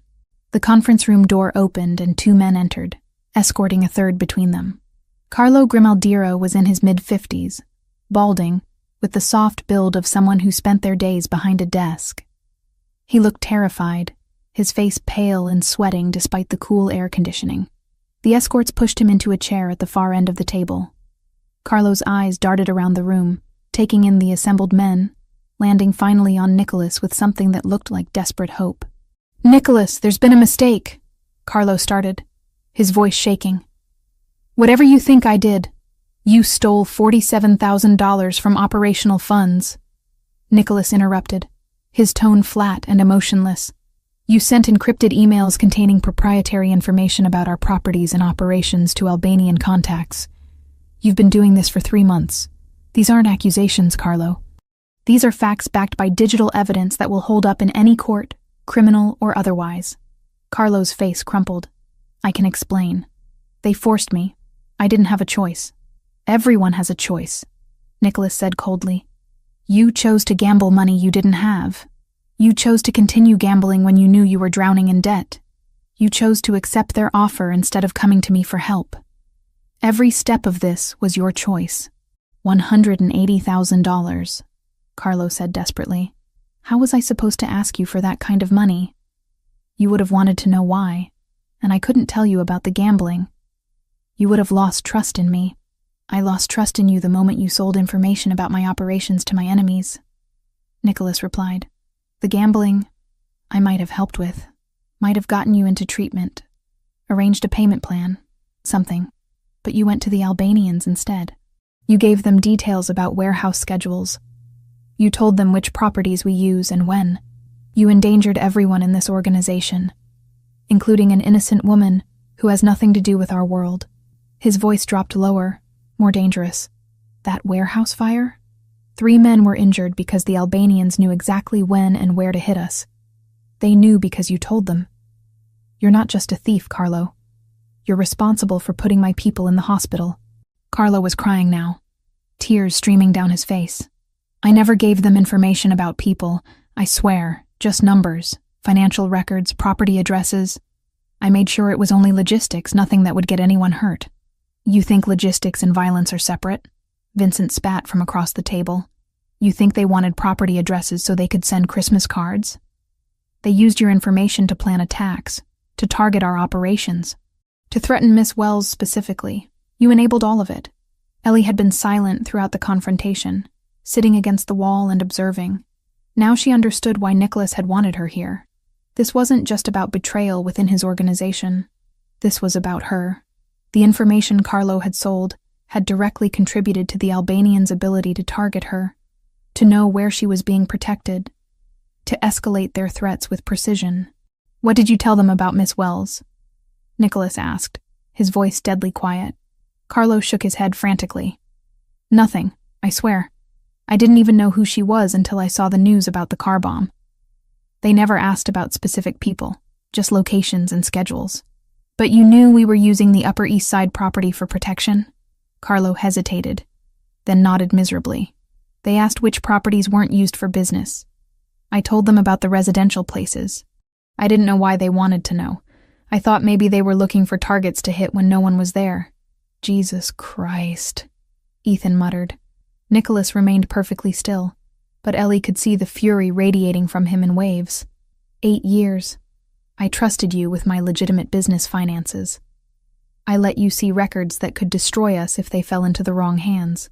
I invited you to family dinners, and you repaid that trust by selling me out for gambling debts. I'm sorry, Carlo sobbed. I'm so sorry. I'll give back the money. I'll testify against the Albanians. Whatever you want, I'll do it. Just please, please don't what? Nicholas leaned forward. Don't kill you? Is that what you think this is? Carlo couldn't answer, just continued crying. Nicholas stood, buttoning his suit jacket with precise movements. You're removed from all positions effective immediately. Every access you had to our systems is revoked as of this moment. The $47,000 you stole will be repaid with interest, or will seize assets until the debt is satisfied. You will have no further contact with anyone in this organization. If you speak to the Albanians again, if you breathe a word about our operations to anyone, you'll discover that there are consequences far worse than death. He turned to the 2 men who'd brought Carlo in. Get him out of here. Make sure he understands that his cooperation in this matter is the only reason he's walking out alive. They hauled Carlo up and dragged him toward the door. He tried to say something else, but one of the escorts silenced him with a hand on his shoulder. The door closed behind them with a hollow thud. Silence filled the conference room. The 6 senior associates sat processing what they'd witnessed. Vincent was the first to speak. You were merciful. More merciful than he deserved. Mercy has nothing to do with it, Nicholas replied tiredly. Killing him would have been easy. But it would also make him a martyr to his family, create complications we don't need. This way, he lives with his shame, and if he's smart, he disappears somewhere far from New York and never comes back. The meeting broke up after Nicholas assigned various tasks to the assembled men. Increased security, review of anyone else who might have access to sensitive information, messages to be sent to Albanian leadership making clear that the leak had been identified and closed. As the room emptied, Ellie remained in her chair against the wall. Nicholas stood at the window that wasn't really a window, just a screen displaying a view of the city, providing the illusion of openness in the sealed room. You should go with Ethan, he said without turning around. I have more meetings today. Are you okay? The question came out before Ellie could stop it. Nicholas's shoulders tensed. I'm fine. You're not. Ellie stood, moving closer but maintaining distance. That man worked for you for 8 years. You trusted him, and he betrayed you. That's not nothing. In this life, betrayal is always a possibility, Nicholas said, still not looking at her. You learn to expect it. Expecting it doesn't make it hurt less. Finally, he turned to face her. His expression was controlled, but she could see the exhaustion and something deeper underneath. Pain, maybe. Or disappointment in himself for not seeing the betrayal sooner. "It's my fault," he said quietly. "I should have noticed. Should have seen signs. Carlo's been distant for months, stressed. I attributed it to the pressure of managing 3 restaurants' finances. I didn't dig deeper. You're not responsible for his choices. I'm responsible for everyone in this organization. Their safety, their loyalty. When someone betrays that, it reflects on my leadership, on my judgment." Nicholas ran a hand through his hair, the first crack in his composure. 3 men were burned in that warehouse fire. They're in the hospital right now because I didn't catch Carlo's betrayal fast enough to prevent the attack. That's on me. Ellie didn't know what to say. She couldn't offer empty reassurances or platitudes. This was his world, his responsibility, his burden. All she could offer was presence, understanding without judgment. "I need to work," Nicholas said after a moment. "There's a lot to handle today." "I'll go with Ethan," Ellie agreed. But she paused at the door. "For what it's worth, you handled that situation with more restraint than most people would have. Carlo's alive because you chose mercy over revenge. That says something about the kind of man you are." She left before he could respond, following Ethan down the hallway to the elevator. They rode back to the Upper East Side in silence, both processing the morning's events. The apartment felt strangely empty when they arrived. Ethan disappeared into his usual spot with his laptop, monitoring communications and security feeds. Ellie made lunch neither of them really wanted, just needing the familiar rhythm of cooking to settle her mind. The afternoon stretched long and quiet. Nicholas didn't return. Ellie worked on restaurant reports, reviewed menus, but her mind kept drifting back to the conference room, to Carlo's tears and Nicholas's cold fury, to the weight of betrayal and the price of misplaced trust. It was past 11 when she finally heard the front door open. Nicholas entered alone, having dismissed his usual security escort downstairs. He looked utterly drained, moving with the careful precision of someone operating on willpower alone. Ellie was in the kitchen, unable to sleep, making tea she didn't particularly want. She watched him head toward his office without acknowledging her presence. She should let him be, should respect his space and his process. But something pulled her forward, following him down the hall to the office door he'd left slightly ajar. Inside, Nicholas sat in the dark, a glass of whiskey in his hand, staring at nothing. He didn't react when Ellie entered. Didn't tell her to leave. Just sat there in the shadows, lost in thoughts she couldn't access. Ellie settled into the chair across from his desk and waited. She didn't speak, didn't offer comfort or advice or any of the useless things people said when they didn't understand what someone was going through.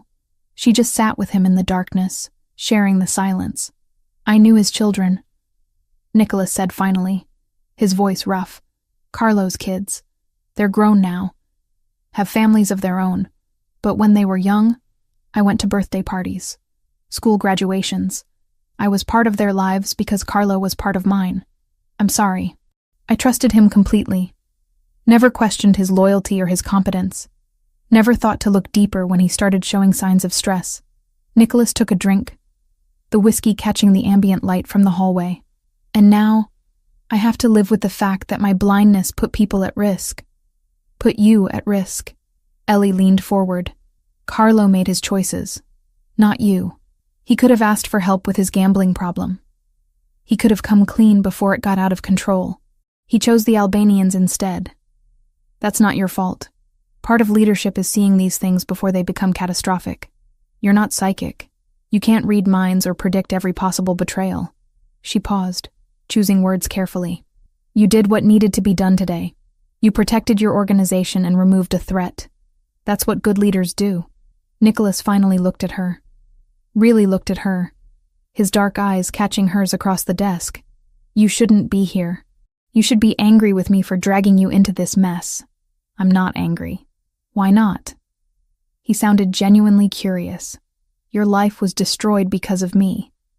Because the Albanians want revenge for my continued existence. You should hate me." "I saved your life," Ellie reminded him. "That was my choice.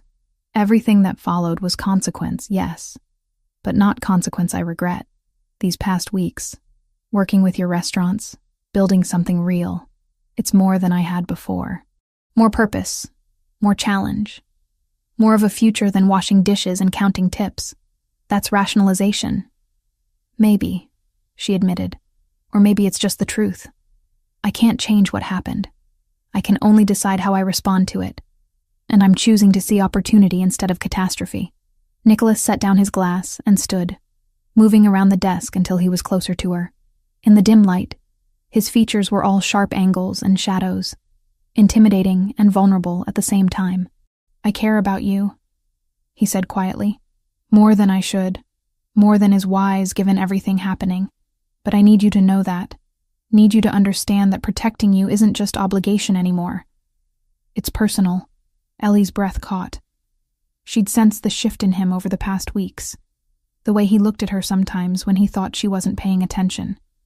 The way he found excuses to accompany her to restaurant inspections, to share meals, to exist in her space.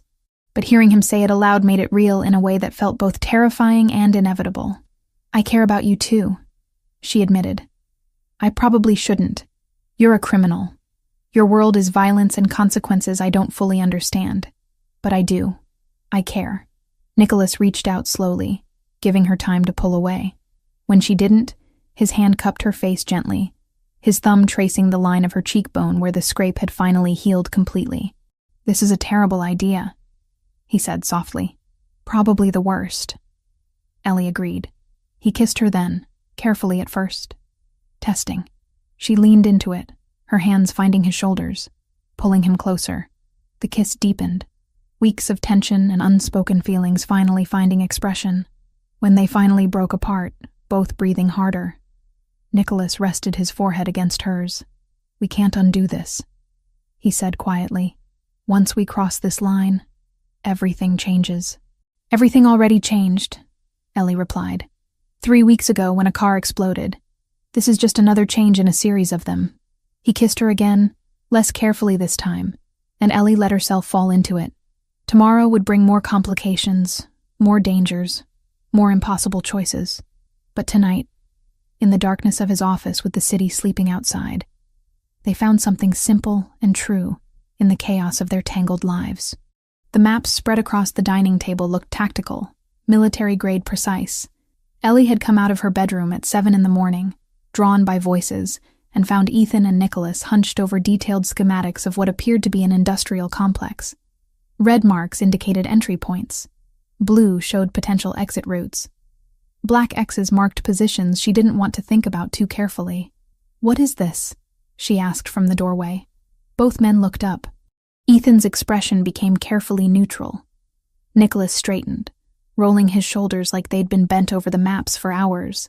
We found them, Nicholas said simply. Carlo gave us enough information to triangulate their main operations center. Warehouse complex in Queens, industrial area, mostly abandoned buildings. They've been using it as a base for the past 6 months. Ellie moved closer, looking at the map spread across expensive wood. And you're planning to attack it? Yes. The blunt honesty shouldn't have surprised her anymore. Nicholas didn't deal in comfortable lies. When? Dawn tomorrow. We're coordinating with 2 other families who've been hit by Albanian expansion. Combined force of 20 men. Professional controlled operation. He pointed to different sections of the map. 3 entry points. Ethan commands 8 men here, covering the south exits. I take 12 through the main entrance. The Ricci family sends spotters to prevent civilian casualties if anyone wanders into the area. Ellie's stomach tightened.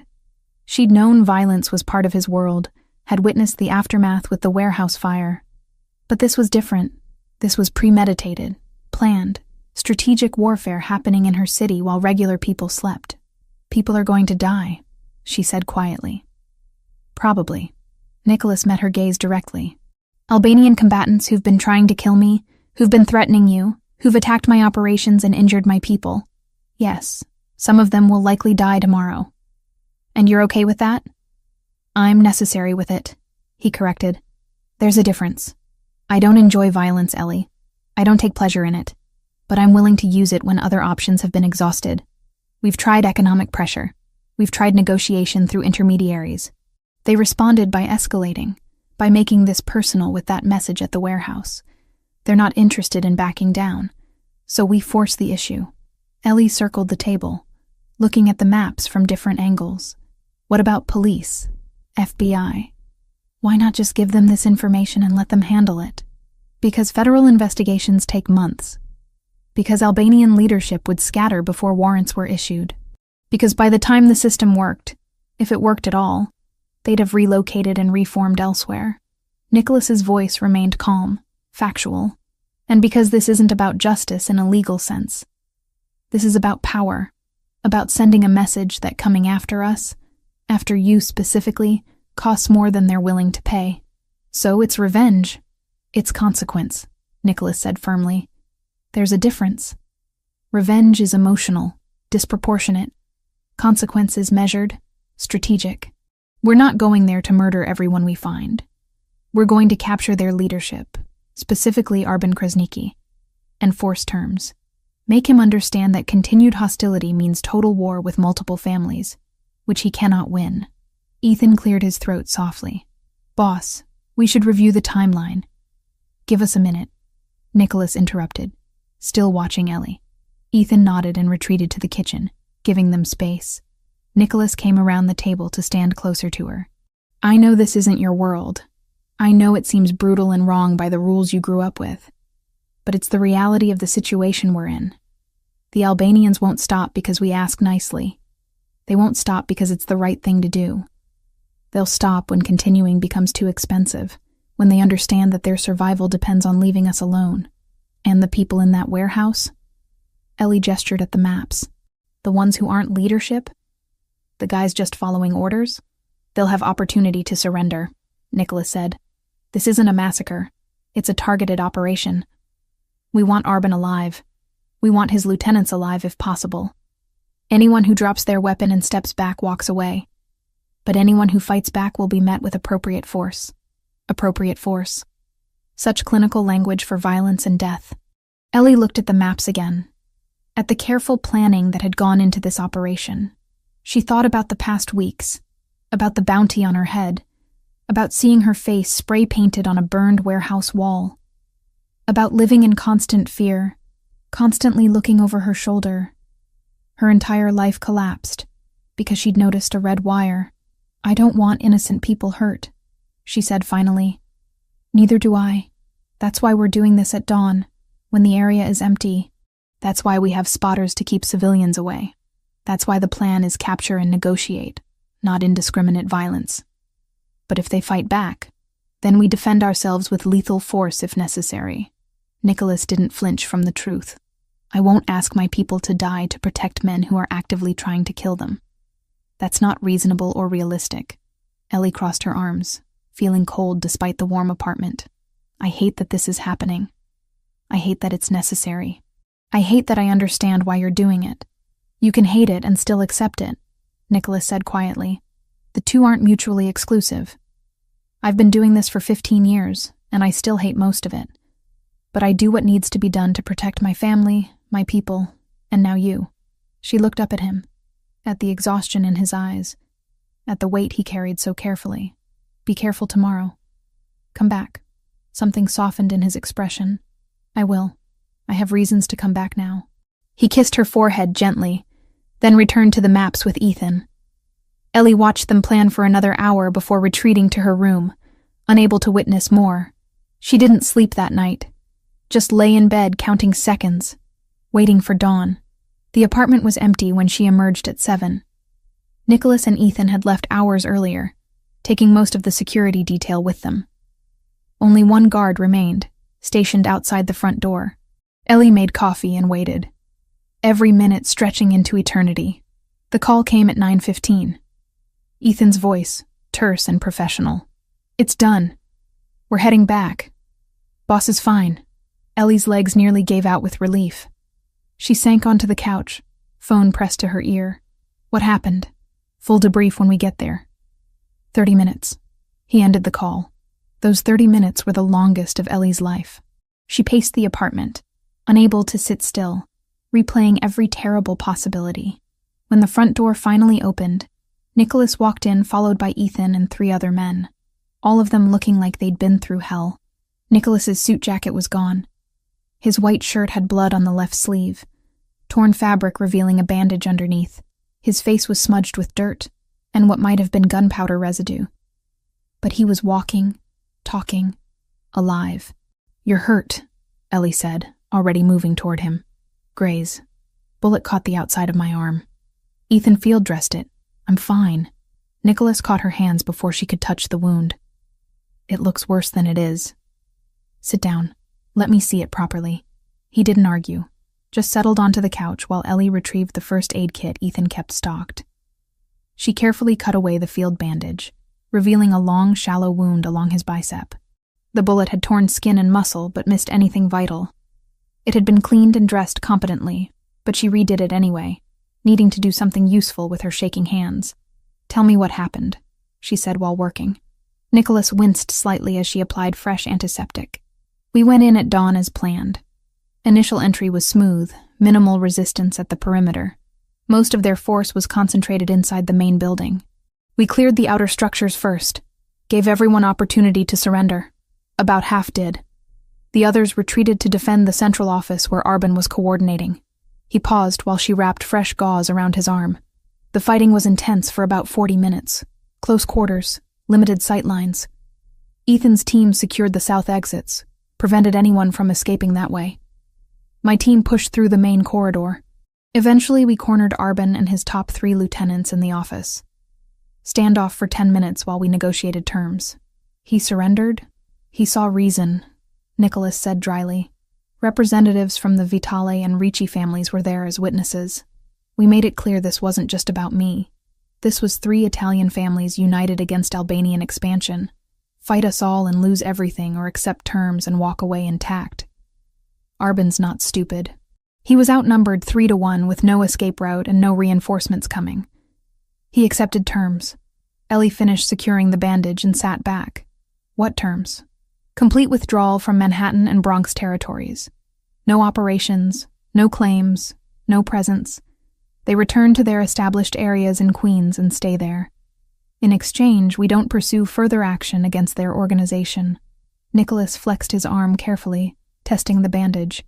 "And most importantly for you, the threat against you ends immediately and permanently. That was non-negotiable. I made it very clear that if anything happens to you, the agreement is void and total war begins with Arbin being the first target." He agreed to that. He had a gun pointed at his head, and 3 family representatives explaining exactly what would happen if he refused. "Yes," he agreed. Nicholas pulled her closer with his good arm. "It's over, Ellie. The war, the threats, the bounty. You're safe now." The words should have brought immediate relief. Instead, Ellie felt numb, unable to fully process that the nightmare was actually ending. Just like that? He just agrees and it's done? These kinds of agreements hold weight, Ethan said from across the room. They were witnessed by neutral parties from other families. Breaking them would mean war not just with us, but with everyone who witnessed the terms. Arbin's not going to risk that. He's a businessman first. He'll honor the agreement, because violating it costs more than his pride is worth. Nicholas's phone buzzed. He checked it and nodded. The other families are confirming. Words spreading through the criminal network. The Albanian threat to you is officially over. Anyone who comes after you now does it without Arbin's backing and would be violating a witnessed agreement. That's a death sentence in this world. Ellie looked between them, still struggling to believe it. "So I can go home? Back to my apartment? Live normally?" "Yes," Nicholas said simply. "Though I hope you'll choose not to." "What do you mean?" He stood, moving to the window despite his injury. "During negotiations with Arbin, there were parallel discussions with other parties. Detroit loan sharks, specifically. The ones your father owed money to. I purchased his debt, all $11,500 of it, and canceled it. That vulnerability no longer exists." Ellie's breath caught. "You said you wouldn't do that. I told you I didn't want—" "You said you didn't want charity or to owe me favors," Nicholas interrupted. "This isn't either. This was strategic elimination of a potential weakness. As long as those debts existed, someone could have used them for pressure or leverage. I remove that possibility. The debt no longer exists. That's still you controlling my life. That's me protecting you completely. He turned to face her. And there's more. The restaurant your father lost. The one your grandmother built in Detroit. I located the current owner, who'd been trying to unload it for 2 years. I purchased it through intermediaries. The property is now in your name, transferred legally. You own it free and clear. Ellie stood slowly, her mind struggling to process the information. You bought my grandmother's restaurant? The building and land, yes. What you do with it is entirely your choice. Sell it, reopen it, tear it down and build something else. It's yours. She should have been angry, should have felt manipulated or controlled. Instead, she felt something crack open in her chest, a wound she hadn't realized she'd been carrying for 6 years. The restaurant her father had lost, the symbol of his failures and her family's destruction, was hers now, not a burden anymore, a possibility. Why? Her voice came out rough. Because you deserved closure. Because that place meant something to you beyond money or property. Because I can give you that, and it cost me nothing compared to what you've sacrificed because of me. Nicholas crossed back to her. And because I'm trying to show you that what I feel for you isn't about control or obligation. It's about caring for someone and wanting to give them the things that matter. Ellie's eyes burned with tears she refused to let fall. That's too much. The debts, the restaurant, it's all too much. It's exactly right, he said firmly. You saved my life. You got dragged into a war you didn't start. You've handled everything with more grace and strength than anyone could reasonably expect. This isn't charity or manipulation. This is me trying to give you back some of what you lost. She looked at this man who'd entered her life through violence, who operated in a world of consequences she barely understood, who'd just come back from a firefight with a bullet wound he was treating like a minor inconvenience. This dangerous, complicated man who was offering her freedom and closure wrapped in gestures that should have terrified her. My brother, Nicholas said quietly. Marco. I told you he died in a car bomb 5 years ago. I remember.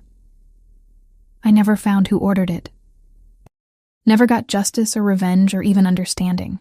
I've carried that weight every day since, wondering if I'd been more careful, more paranoid, if I could have saved him.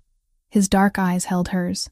When that Mercedes exploded, and you were underneath me, debris raining down, I realized I had a chance I didn't get with Marco, a chance to actually protect someone who mattered, to not lose someone else to this life. I'm not your brother. No, but you're someone I care about. Someone who deserves better than living in fear and looking over her shoulder forever. So yes, I eliminated the debt and bought the restaurant. I'd do it again. I'd do more if I could.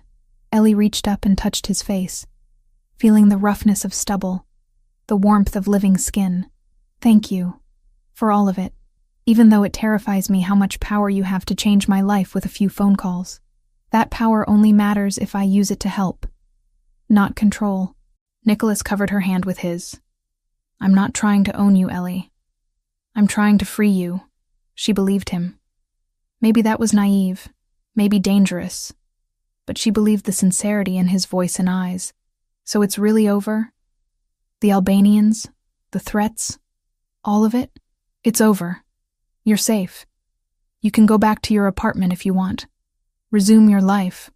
Or, he paused, seeming uncharacteristically uncertain. Or you could stay. Keep working with the restaurants. Keep being part of this complicated mess we've built. The choice is entirely yours. Ellie looked around the expensive apartment that had been her cage and sanctuary for weeks. Looked at Nicholas with his bandaged arm and exhausted eyes. Looked at Ethan in the kitchen, pretending not to listen while definitely listening. I don't know what I want yet, she admitted. Everything's been chaos and survival for so long. I need time to figure out what normal even looks like anymore. That's fair, Nicholas agreed. Take all the time you need. The job offer stands regardless. You're good at what you do. The restaurants are better with you involved. That's business reality, not personal favors. She appreciated that distinction more than he probably realized. Can I see the property deed? For the restaurant? He pulled out his phone, swiped through files, then showed her. There it was, legal and official. The building on Gratiot Avenue in Detroit, the one her grandmother had opened 50 years ago, now registered in Ellie Wells's name. "I need to sit down," she said quietly. Nicholas guided her to the couch, sat beside her, and just let her process. The war was over. The debts were cleared. Her grandmother's legacy was restored. And she was somehow more terrified now than when people were actively hunting her. Because now she had to figure out what came next, without the structure of survival driving every decision. "One step at a time," Nicholas said, reading her expression. "You don't have to decide everything today. What happens with us?" The question escaped before she could stop it. He considered for a moment before answering. "That depends entirely on what you want." "I know what I want. I want you in my life, whatever form that takes. But you've been living under extraordinary circumstances. Now that the pressure's gone, you might realize you don't want any part of this world. And I'd understand that. But you'd be disappointed." "Yes," he admitted. "But I'd respect it. Your choice, your life, your decision. No pressure, no manipulation. Just honest wanting and respectful acceptance of whatever you choose." Ellie leaned against him carefully, mindful of his injured arm. "I don't have answers right now. I just know I'm exhausted and relieved and terrified all at once. That's normal after everything you've been through." Nicholas pressed a kiss to the top of her head. "Rest. Process. Figure things out. I'm not going anywhere." They sat together in silence while the city moved outside the windows, while life continued for people who didn't know how close they'd come to a war in their streets. And Ellie, for the first time in weeks, let herself imagine a future that wasn't defined by fear. 3 months had a way of changing everything and nothing simultaneously. Ellie stood in front of the mirror in her Upper West Side apartment, adjusting the neckline of her burgundy dress. The color was rich without being flashy, elegant without trying too hard. Perfect for tonight's reopening of Fiore d'Oro, the restaurant where everything had started with fire and violence and a red wire that shouldn't have been there. The apartment around her was hers.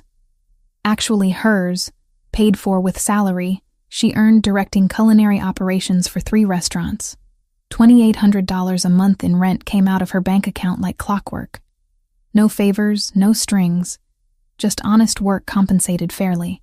The space was smaller than Nicholas's place, obviously, but it had her furniture, her books, her grandmother's worn recipe cards framed on the kitchen wall. She'd moved out of the Upper East Side apartment 6 weeks ago, needing to prove to herself that she could exist independently in this new version of her life. Nicholas had helped with the move without complaint, never once suggesting she should stay in his protected bubble. He understood what she needed even when she couldn't articulate it clearly. Her phone buzzed with a text. "Downstairs. Take your time." Ellie grabbed her coat and bag, took one last look in the mirror, and headed down. The Blacktown car waited at the curb, Nicholas leaning against it in a charcoal suit that probably cost more than her entire wardrobe. He straightened when he saw her, his expression shifting from neutral to something warmer. "You look beautiful," he said simply. "You clean up okay yourself." She let him open the car door for her, sliding into the familiar leather interior. They'd fallen into this rhythm over the past months. Working together during the day, restaurant inspections and menu planning and staff training. Dinners together most evenings, either at his place or hers. Slowly building something that felt real instead of forged in crisis. The physical relationship had developed naturally, carefully, both of them aware that they were navigating complicated territory. Ellie had given her FBI deposition 7 weeks ago, a formal 3-hour interview with Nicholas's lawyer present. She described the valet, the red wire, the explosion, everything she could remember. The agents had been professional, almost sympathetic, clearly understanding she'd been caught in something beyond her control. The investigation into the car bombing had stalled after the Albanians withdrew from contested territories. Without active cooperation from surviving witnesses, and with the primary suspects having left the jurisdiction, the case remained open, but inactive. Ellie had been told they might need follow-up testimony if the case progressed, but she wasn't holding her breath. "Nervous?" Nicholas asked, as they drove through evening traffic. "A little," Ellie admitted. "It's strange going back there. Last time I was at Fiore d'Oro, Someone tried to blow you up in the parking area. Different valet service now, he said dryly. Thoroughly vetted. The restaurant looked transformed. The explosion damage had been completely repaired and the entire facade renovated. New windows, new entrance, subtle lighting that made the building glow warmly against the darkening sky. A small crowd had already gathered outside, well-dressed people waiting for the doors to open. Ethan stood near the entrance, coordinating security with practiced discretion. 6 other men Ellie recognized from Nicholas's organization were positioned strategically around the perimeter, trying to look like regular guests, but fooling no one with their watchful eyes and obvious earpieces. Is all this security really necessary? Ellie asked as they approached. Probably not, Nicholas admitted. But it makes me feel better. Humor me. They entered together, Nicholas's hand resting lightly on the small of her back. The gesture was proprietary but not possessive, a statement more than a claim. People noticed. Of course they noticed. Nicholas Pellegrini arriving with a woman, treating her like she mattered, walking through the door together as equals, rather than boss and employee. The dining room sparkled. New fixtures, refinished floors, tables set with linens so white they almost glowed. The kitchen, visible through the open window, showed gleaming equipment and chefs already working with choreographed precision. Antonio was there, leading the team Ellie had trained over the past months. He caught her eye and nodded respectfully. "Miss Wells," the hostess greeted warmly. "Mr. Pellegrini, your table is ready." They were led to a private corner table with a view of both the dining room and the street outside. Ellie could watch the organized chaos of opening night while maintaining some semblance of privacy. Nicholas held her chair, waited until she was settled before taking his own seat. The restaurant filled quickly. Ellie recognized some faces from the other Pellegrini establishments. Others were clearly from Nicholas's world, men and women who moved with that particular awareness that came from living in dangerous circles. They nodded respectfully to Nicholas, their eyes lingering curiously on Ellie before moving on.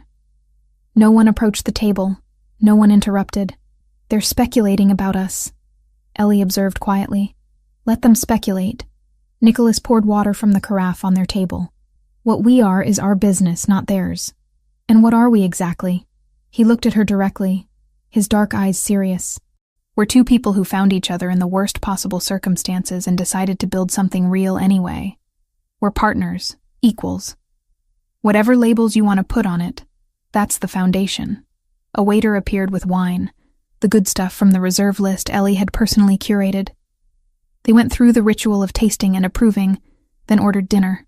Antonio had prepared a special tasting menu for tonight, showcasing techniques Ellie had helped him rediscover. Traditional preparations elevated with modern precision. The first course arrived, a simple caprese that was anything but simple. Buffalo mozzarella so fresh it still held warmth, tomatoes at perfect ripeness, basil that smelled like summer. Ellie took a bite and nodded with satisfaction. This was what food should be. Honest, excellent, unpretentious. "You've done amazing work with these restaurants," Nicholas said, watching her enjoy the food. "Revenue is up across all 3 locations. Customer satisfaction scores improved significantly. You've built something real here." "We built it," Ellie corrected. "You gave me the platform and resources. I just used them well." "Don't diminish your contribution. You're genuinely talented. The restaurants were profitable before, but they're exceptional now. That's your doing." The praise warmed her more than it probably should. She'd spent so much of her life feeling like she was falling short, chasing dreams that stayed perpetually out of reach.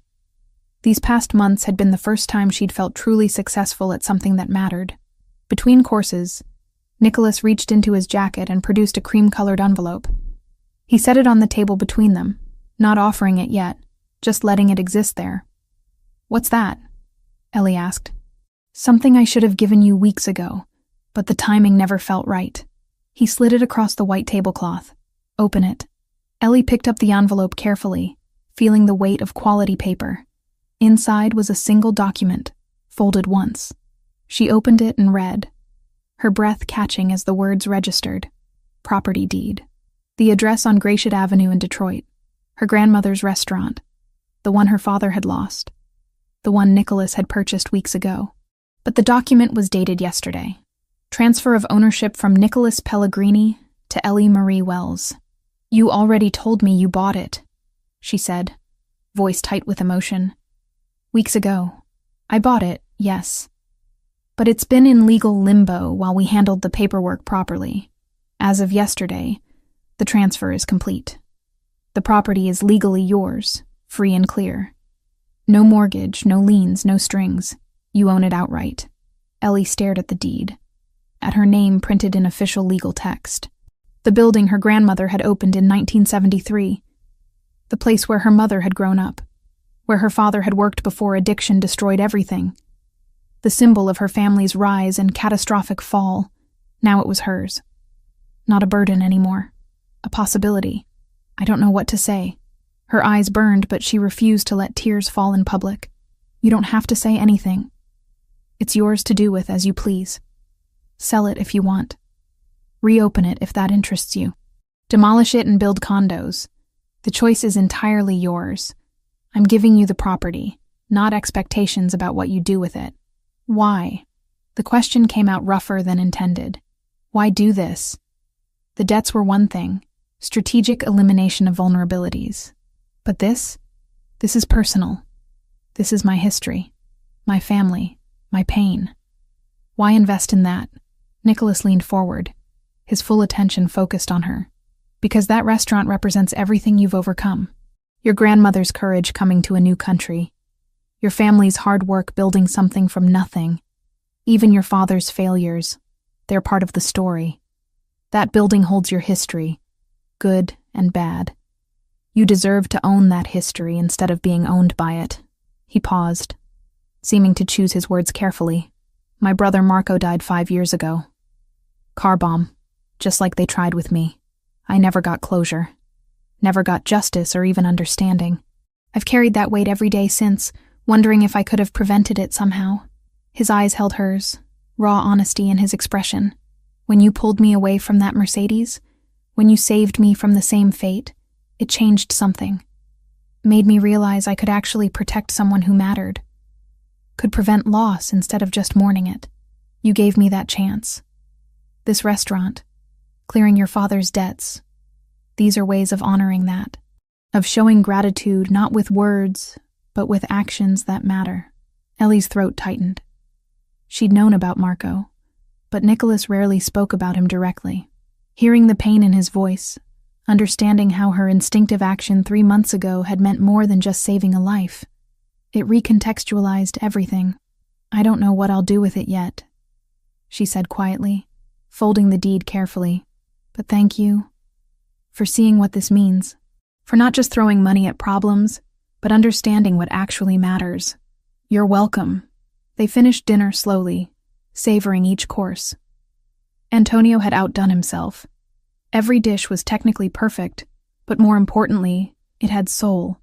The kind of food that reminded you why you loved eating, why cooking was art as much as craft. Other diners approached their table periodically, business associates offering congratulations on the reopening, representatives from other families paying respects. Everyone was polite, deferential, carefully not mentioning Ellie directly, but clearly registering her presence beside Nicholas. She was being seen, acknowledged as someone who mattered in his world. It should have terrified her. Probably should have sent her running. Instead, it felt oddly natural. She'd earned her place here through competence and survival. She wasn't Nicholas's accessory or trophy. She was her own person who happened to be building a life that intersected with his. After dinner, Nicholas led her to a private door at the back of the restaurant. "I want to show you something." They climbed a narrow staircase to the roof. Ellie hadn't known the building even had roof access. At the top, a small terrace had been constructed, complete with wrought iron railing and potted plants that would probably die come winter. The view stretched across Manhattan, lights glittering in every direction, the city alive and infinite. "This wasn't here before," Ellie said, taking in the space. "Addition during renovations. I thought the building should have somewhere peaceful. Somewhere you could see the whole city and remember you're part of something bigger." Nicholas stood beside her at the railing, both of them looking out at the urban landscape. It's beautiful. They stood in comfortable silence, the sounds of the city filtering up from below. Car horns, distant sirens, the general hum of millions of people living their lives.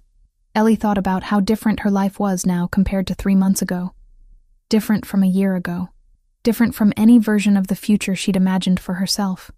I never expected this, she said finally. Any of this. Working with restaurants at this level. Having actual authority and respect. Being with someone like you. Someone like me. Nicholas repeated with slight amusement. A criminal, you mean? Someone powerful. Someone who operates in a world I don't fully understand. Someone dangerous. She looked at him directly. But also someone thoughtful. Someone who keeps his word. Someone who's capable of gentleness despite living in violence. I'm not good, Nicholas said quietly. I want to be clear about that. I've done things you don't know about and shouldn't know about. I've made choices that hurt people, sometimes permanently. I'm not a hero or a good man struggling against circumstances. I'm what I am, and what I am includes darkness. You're better off not examining too closely. I know, Ellie said simply. I'm not naive about who you are or what you do. But I also know who you are with me, how you've treated me. The respect you've shown even when you had all the power and I had none. That matters too. Does it matter enough? The question was vulnerable in a way Nicholas rarely allowed himself to be. Enough for you to stay? To keep building this thing between us? Ellie considered carefully before answering. I spent 3 years in New York before I met you. Working terrible hours for bad pay, barely scraping by, with no real future except more of the same. I was surviving but not living. Not really. She gestured at the city around them. Now I'm doing work that matters. Running operations that affect people's livelihoods. Making decisions that have real consequences. I'm using skills I thought were wasted. Building something that feels important. And yes, I'm with someone who makes me feel valued in ways I didn't know were possible. But? Nicholas prompted, hearing the hesitation. But I'm also realistic. Your world is dangerous. There will be other conflicts, other wars, other situations where violence is the solution. I can't pretend that away or convince myself it won't happen. She turned to face him fully. What I'm saying is, I'm choosing this with eyes open. Choosing you. Choosing this life. Knowing exactly what it includes. Not because I'm naive or desperate or don't have other options, but because despite everything, this is where I want to be. Nicholas pulled her closer, his hands warm on her waist. That's all I needed to hear. That you're choosing this freely, not because you feel trapped or obligated. I'm free, Ellie confirmed. Probably freer than I've ever been, and I'm choosing you.